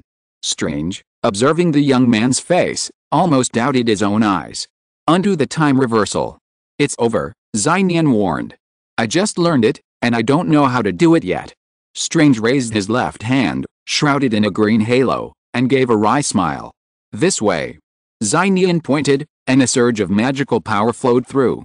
The green halo around Strange's hand dissipated, and the necklace around his neck dimmed, as if sealed once more. Nian, of course, couldn't affect the time stone, but he could influence the magical vessel that contained it. Strange was stunned again, then looked at Nian, his eyes widening in belated realization. You just said, everything's settled out there. Yes, Nian nodded calmly, sheathed his dragon fang sword, and turned to leave the library. It was over. This war between the mage world and the dark dimension had begun and ended quickly. But the consequences were catastrophic, unprecedentedly tragic for Kamartaj, a city secluded for millennia. The three great temples had lost over half their mages. And then there was the passing of the Ancient One, the Sorcerer Supreme who founded the temples and protected Earth. In the devastated training grounds of Kamartaj, the bodies of the mages lay covered in white sheets. The Ancient One, clad in black, lay on a platform in the open square, surrounded by a group of mages who adored her. Every surviving mage had tears in their eyes, their faces etched with grief. The Ancient One was their teacher and loved one. They were their guide, their god of faith. Even seeing the Ancient One, bereft of the symbol of life, dozens of mages couldn't believe that the supreme being who had protected Earth for millennia could pass away. The god of mage, Nian, didn't leave. He put away all his sacred artifacts and magical instruments and stood beside the training ground like an ordinary person. "Mage, is this the ending you wanted for your life?" Nian whispered. Thousands of years ago on Earth, when humanity's supernatural powers were weak, the Ancient One founded the temple, absorbing the power of the dark dimension and igniting the flames of hope. She was the strongest human in 1,000 years, and precisely because she had seen through the mysteries of the universe, she was also the most helpless, destined to be relied upon by humanity. And then, she decided to fall before the dawn of the growing power of the supernatural, lingering forever in that darkest night. Just as she had said. The Ancient One was tired, and now she could finally rest in peace. "Then rest well, mage." Nian turned and was about to leave. Then, the library guardian, the king, stepped forward, wiped the tears from his face, and with a resolute expression, he knelt on one knee in greeting to Nian. This caught the attention of every mages present. "I didn't understand the Supreme Mage's arrangements before, but now I understand. Everything he did was right." The king raised his eyes and spoke in a deep voice, "Now that the Supreme Mage has passed away, as the guardian of the library, I invite you to assume the position of Master of the Three Holy Temples and the Supreme Mage. Who agrees, who disagrees?" The king glanced at the other mages. As soon as he finished speaking, the training ground fell silent. A few seconds passed. "I agree. I am a Kamartaj mage. I invite you to assume the position of Supreme Mage. I am from the Xiang's House Sanctuary. I invite you to assume the position of Supreme Mage." Unexpectedly, many mages agreed immediately. Nian, who had never trained in the sanctuary, was appointed Supreme Mage. "I, the guardian of the Xiang's House Temple, invite you to serve as the Supreme Mage." A muscular, bald man saluted and said in a deep voice, "Our temple exists to prevent interdimensional invasions. Without the ability to resist Dormammu's invasion, how can we be the Supreme Mage? He is the only one qualified here, and this is the choice of the Ancient One." The guardian of the Xiang's House Temple finished speaking, and the other mages, still hesitant and deliberating, immediately agreed without objection. "I agree too." Strange raised his hand, eager for Nian to become the Supreme Mage. He would have disapproved of anyone else. Nian was the only one who could convince the self-proclaimed genius of Strange. Unanimous agreement, no objection. Nian looked at the dozens of mages who saluted and gazed at him. "Ancient One, is this also part of your calculations?" In the past, Nian, wanting to lie low and scorning the hassle, would have declined long ago. Now, Nian had a future goal, a true goal in his heart. In that case, Nian glanced at everyone calmly, an invisible majesty sweeping out. "From now on, I will be the Supreme Mage." Chapter 373 Returning to my end, Nian's goal. Kamartaj's existence is unknown. But the Ancient One is the oldest sorcerer and the sole teacher of the three current temple mages. She is the true master of mages. Therefore, the Ancient One should be the first-generation supreme sorcerer. Now, due to the Ancient One's choice and the result of Dormammu's suppression, the position of second supreme sorcerer has fallen to Nian Prince, a man who has never trained in the temples. Supreme Sorcerer. On the Kamartaj training grounds, the 30 or so surviving mages respectfully saluted Nian. "From now on, you can simply call me second generation or Supreme." Nian gazed at the peacefully sleeping Ancient One, his eyes gleaming with divine fire and profound understanding. "Not to mention you, I'm not used to the title Supreme Sorcerer, either." "Yes, Supreme." Many mages, including Master Wang and the guardians of the Xiang's House Temple, expressed gratitude, knowing that the second generation was being considerate. In the hearts of many, there will always be only one Supreme Sorcerer, the Ancient One. the supreme mage would forever remain in their hearts and spiritual wills. After all, the outside world was completely unaware of this mage who had silently protected Earth for millennia. "Supreme, please give your orders," Wang said in a deep voice. It was a strange scene. On the training grounds, men and women, young mages in their 20s and 30s, and veteran mages in their 80s and 90s, all looked at a boy who looked only 16 or 17, awaiting his orders. Nian nodded and said calmly, "The three major temples will each take inventory of the losses of personnel and magical artifacts, and immediately repair the temples and protective barriers. These will be handled by the temple guardians. Continue to maintain them as before. There is no need to inquire or explain further to me." "Yes," the mages nodded in response. Wang's eyes dimmed, and he said, "The guardian of the New York temple is gone. We need to choose a replacement." The god of mage Nian, without hesitation, pointed his finger and said, "He will temporarily take over as the guardian of the New York temple." Him. The mages looked at Nian's chosen target, stunned. Me. Strange was also bewildered, pointing at his tall nose. Wang reminded him, "Supreme, he's only an apprentice sorcerer, having only been training at Taj for less than a week." "I know." Nian smiled calmly. "Have you ever seen an apprentice sorcerer successfully learn a time spell in a week?" "A time spell? Is it from that forbidden book?" "He actually managed to learn it." The mages looked at the necklace around Strange's neck, their expressions complicated. "He only learned one, in such a short time." Strange scratched his head, offering a rare humility. The mages fell silent, no longer objecting. There was one more thing Nian hadn't said. Even he, a human who had never trained at Taj and had no magical powers to begin with, could hold the position of the second-generation sorcerer supreme. Wasn't it perfectly normal for an apprentice sorcerer, Strange, to serve as the guardian of the New York temple? Nian appointed Strange as the guardian of the New York temple for his own benefit. His god of magic mode would expire in a few hours, and due to the passing of the Ancient One, his current god of magic mode would likely be the last.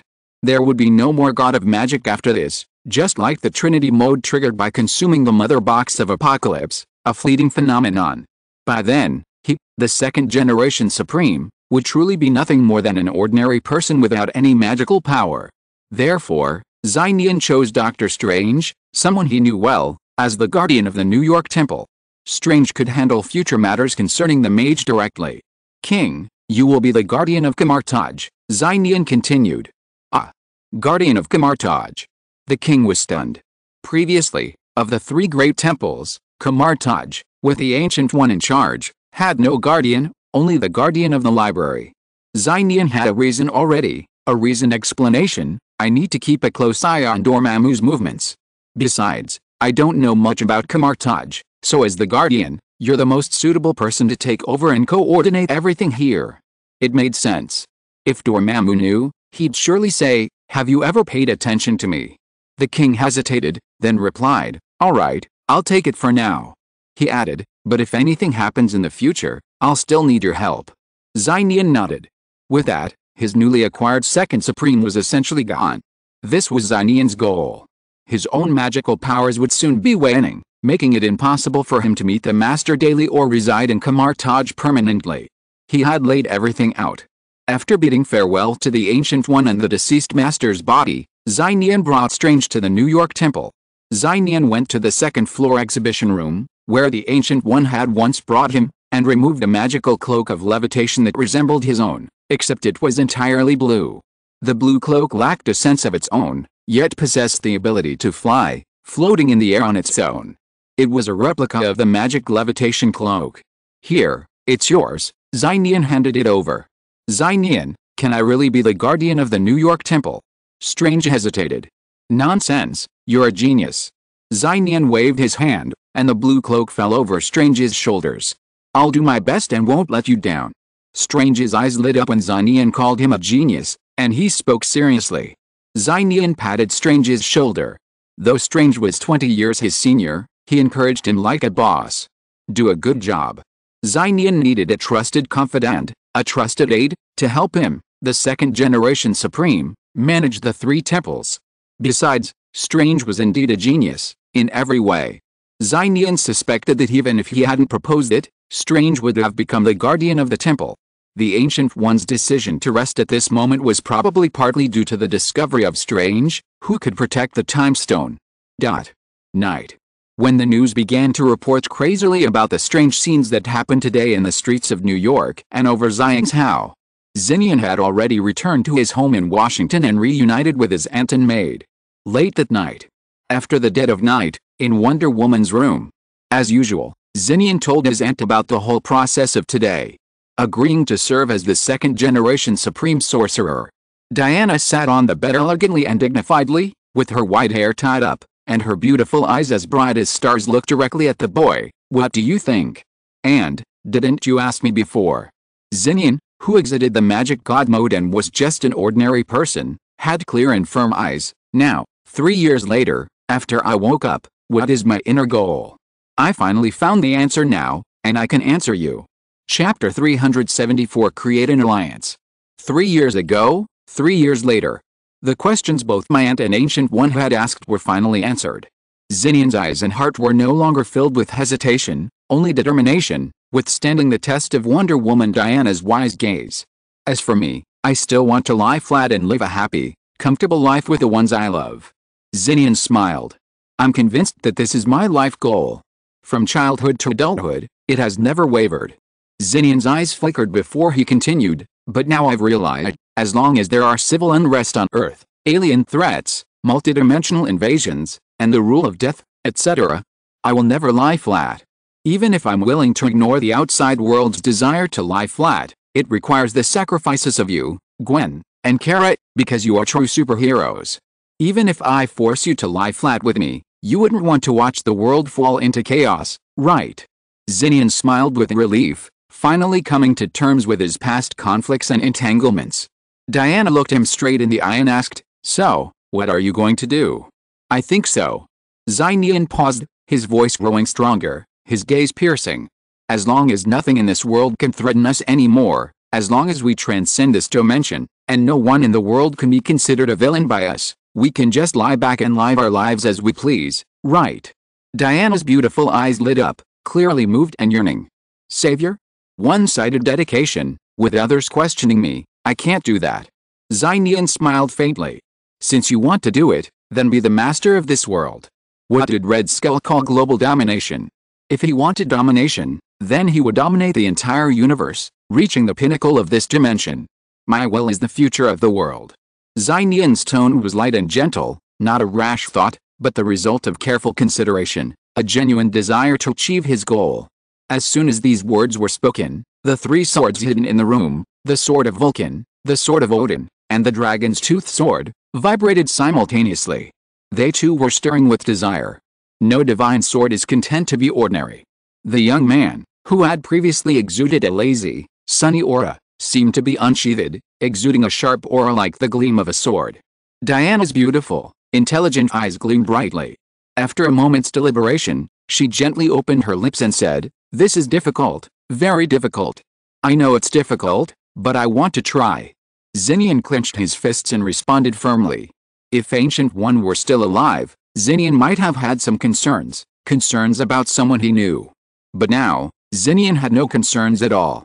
"Since you've made your decision," Diana stood up, a smile spreading across her cold, beautiful face. She whispered, "I'll help you. I told you. No matter what you choose, I'll be your strongest support. Of course, I wouldn't be confident I could do it without you." Nian shrugged, stepping forward and gently hugging Diana's curvaceous waist. "You need more than just me." Diana extended a ringed finger, touching Nian's forehead with a cool, lustrous touch.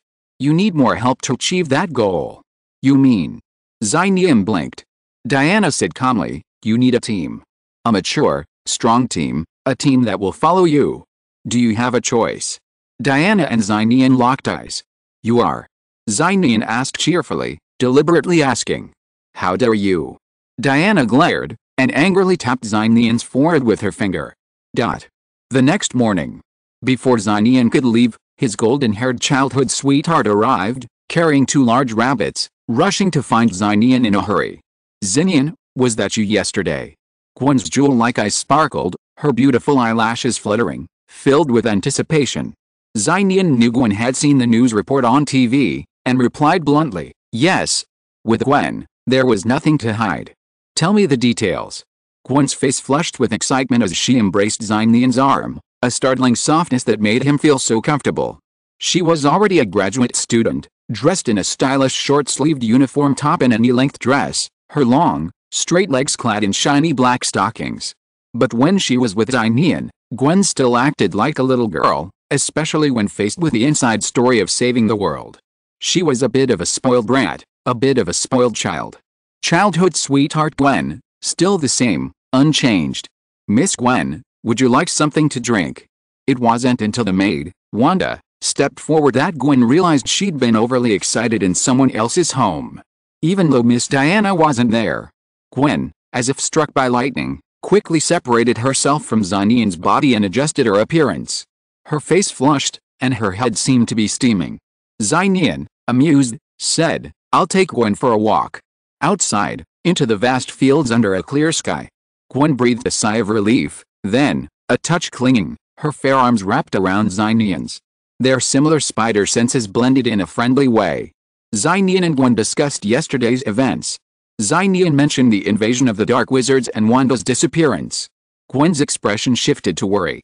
He mentioned the Ancient One's death. Gwen's face etched with sadness. She had met the Ancient One before and sensed he was a good man. He mentioned the successful expulsion of Dormammu. Gwen exhaled, her face filled with smiles and pride, as if she wanted to tell the world, "Look, this powerful savior is my childhood sweetheart." Nian wanted to remind her. "Calm down, you're an intelligent and beautiful girl." After discussing yesterday's events, Nian and Gwen chatted about their daily lives. "I'll go visit your parents sometime. It's been ages since I've seen them," Nian said after a moment's thought. Okay, Gwen's face flushed again. "This time, I guess I have to confess directly to my father about the matter with Nian. You are doing your internship at university, so just come to the Future Chronicle headquarters," Nian said casually. Okay. Gwen agreed without hesitation. This had long been included in her life plan. "I founded an alliance, you come," Nian continued. Okay. Gwen agreed instinctively, but was soon stunned. Gwen was stunned for a moment, and looked at Nian again. "What did you say just now?" "I said, I founded an alliance, and the headquarters address has been decided," Nian said with a smile. "Gwen, do you want to come?" Chapter 375, the third member of the alliance, Spider-Woman. A blue mist, imbued with the mysteries of space, swirled and surged. Nian led Gwen out, releasing the spatial necklace he held. The gravity they had arrived at was noticeably different from Earth's, lighter, yet still resistant to drifting. It seemed perfectly adjusted to the most comfortable sense of weight for humans. This was a small planet, like an island. It boasted endless grasslands, dense, lush forests, azure, clear lakes, deserts, plateaus, and mountains. It was like a miniature Earth. Surrounded by forests and lakes, towering peaks towered into the clouds, and waterfalls cascaded down thousands of meters. Atop this, a magnificent, dreamlike structure, like a silver temple overlooking the earth and all creation, gleaming like a divine artifact under the light of an artificial sun. The peaks of the palace towered over the vast starry sky beyond the planet. "Isn't this inside a cat's belly?" Gwen exclaimed. She had been here before, but she hadn't seen the planet as it was now. She had only seen an empty, lifeless miniature universe. "Yes. This is an artificial planet created by Stero, with a corresponding artificial moon and sun." Nian shrugged. Only Stero, coupled with a space gem in his hand that could generate infinite energy, could create this miracle. "You just said, choosing this as the location for the Alliance headquarters." Gwen's eyes widened. "I think this is the most suitable headquarters location at the moment," Nian nodded. "As a headquarters, security is paramount. The only access to the devouring dimension is through Little Emperor's mouth. Even a wizard capable of opening dimensional gates wouldn't be able to open the portal if they've never been here, so security is a given. Furthermore, this place is sufficiently secluded, with the resources of an entire microcosm and Stero himself providing logistical support. The environment and architecture are even simpler. Whatever you want, just have Stero build it." Meow. Shortly after Nian and Gwen appeared on the hill, a tiny orange figure flitted across the grass, approached, and gently leaped onto Nian's shoulder. "Little Emperor." Gwen's eyes lit up, and she instinctively reached out and scooped little Emperor up into her arms like a toy, petting him up and down. His soft, orange fur shone with waves of luster. Meow. Little Emperor struggled uncomfortably, escaping back into Nian's arms. Nian smiled, his large hand covering the cat's white, fur-covered belly. Little Emperor narrowed his eyes, then relaxed, his limbs and tail drooping. Gwen felt a pang of pain, clearly sensing the discriminatory treatment. Wait? Gwen suddenly realized something, her face filled with shock, her voice rising slightly. Little Emperor, how did you get here?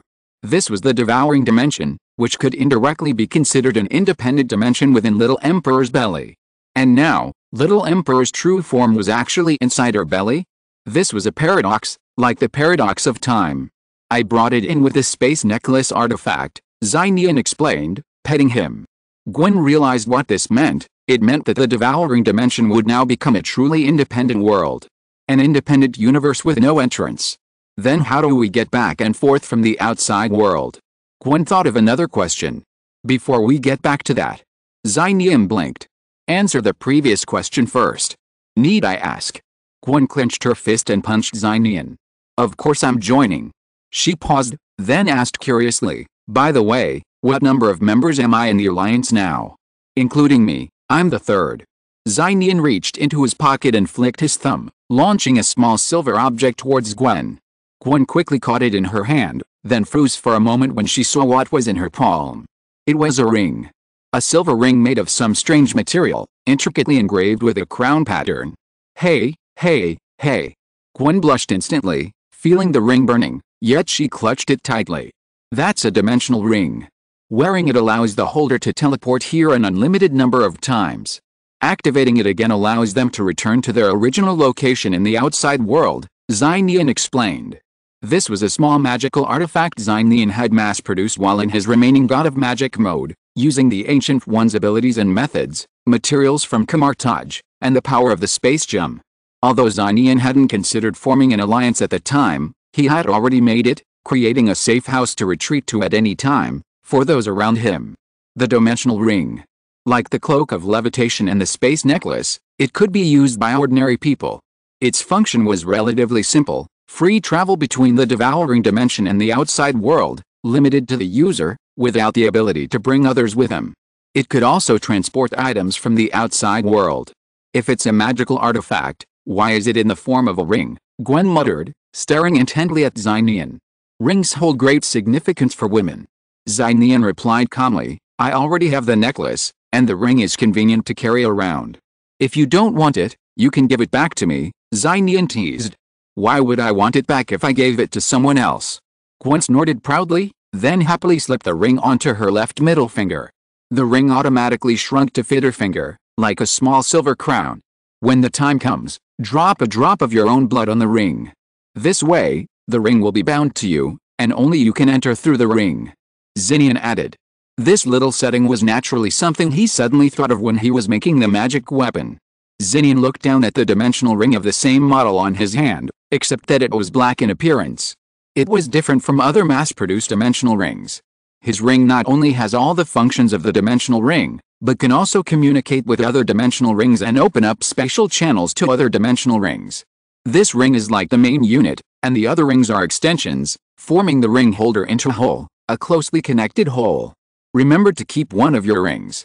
Gwen stroked the dimensional ring on her finger, her face filled with love, and suddenly said, Ah! Nian was stunned. Gwen glanced at him unhappily and snorted, You haven't forgotten Kara, have you? She'll definitely come back. With her personality, she'll definitely join us. Of course I haven't forgotten her. Nian smiled, his eyes filled with reminiscence. I've already reserved it for her.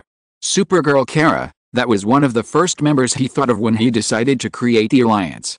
Unfortunately, she wasn't on Earth right now.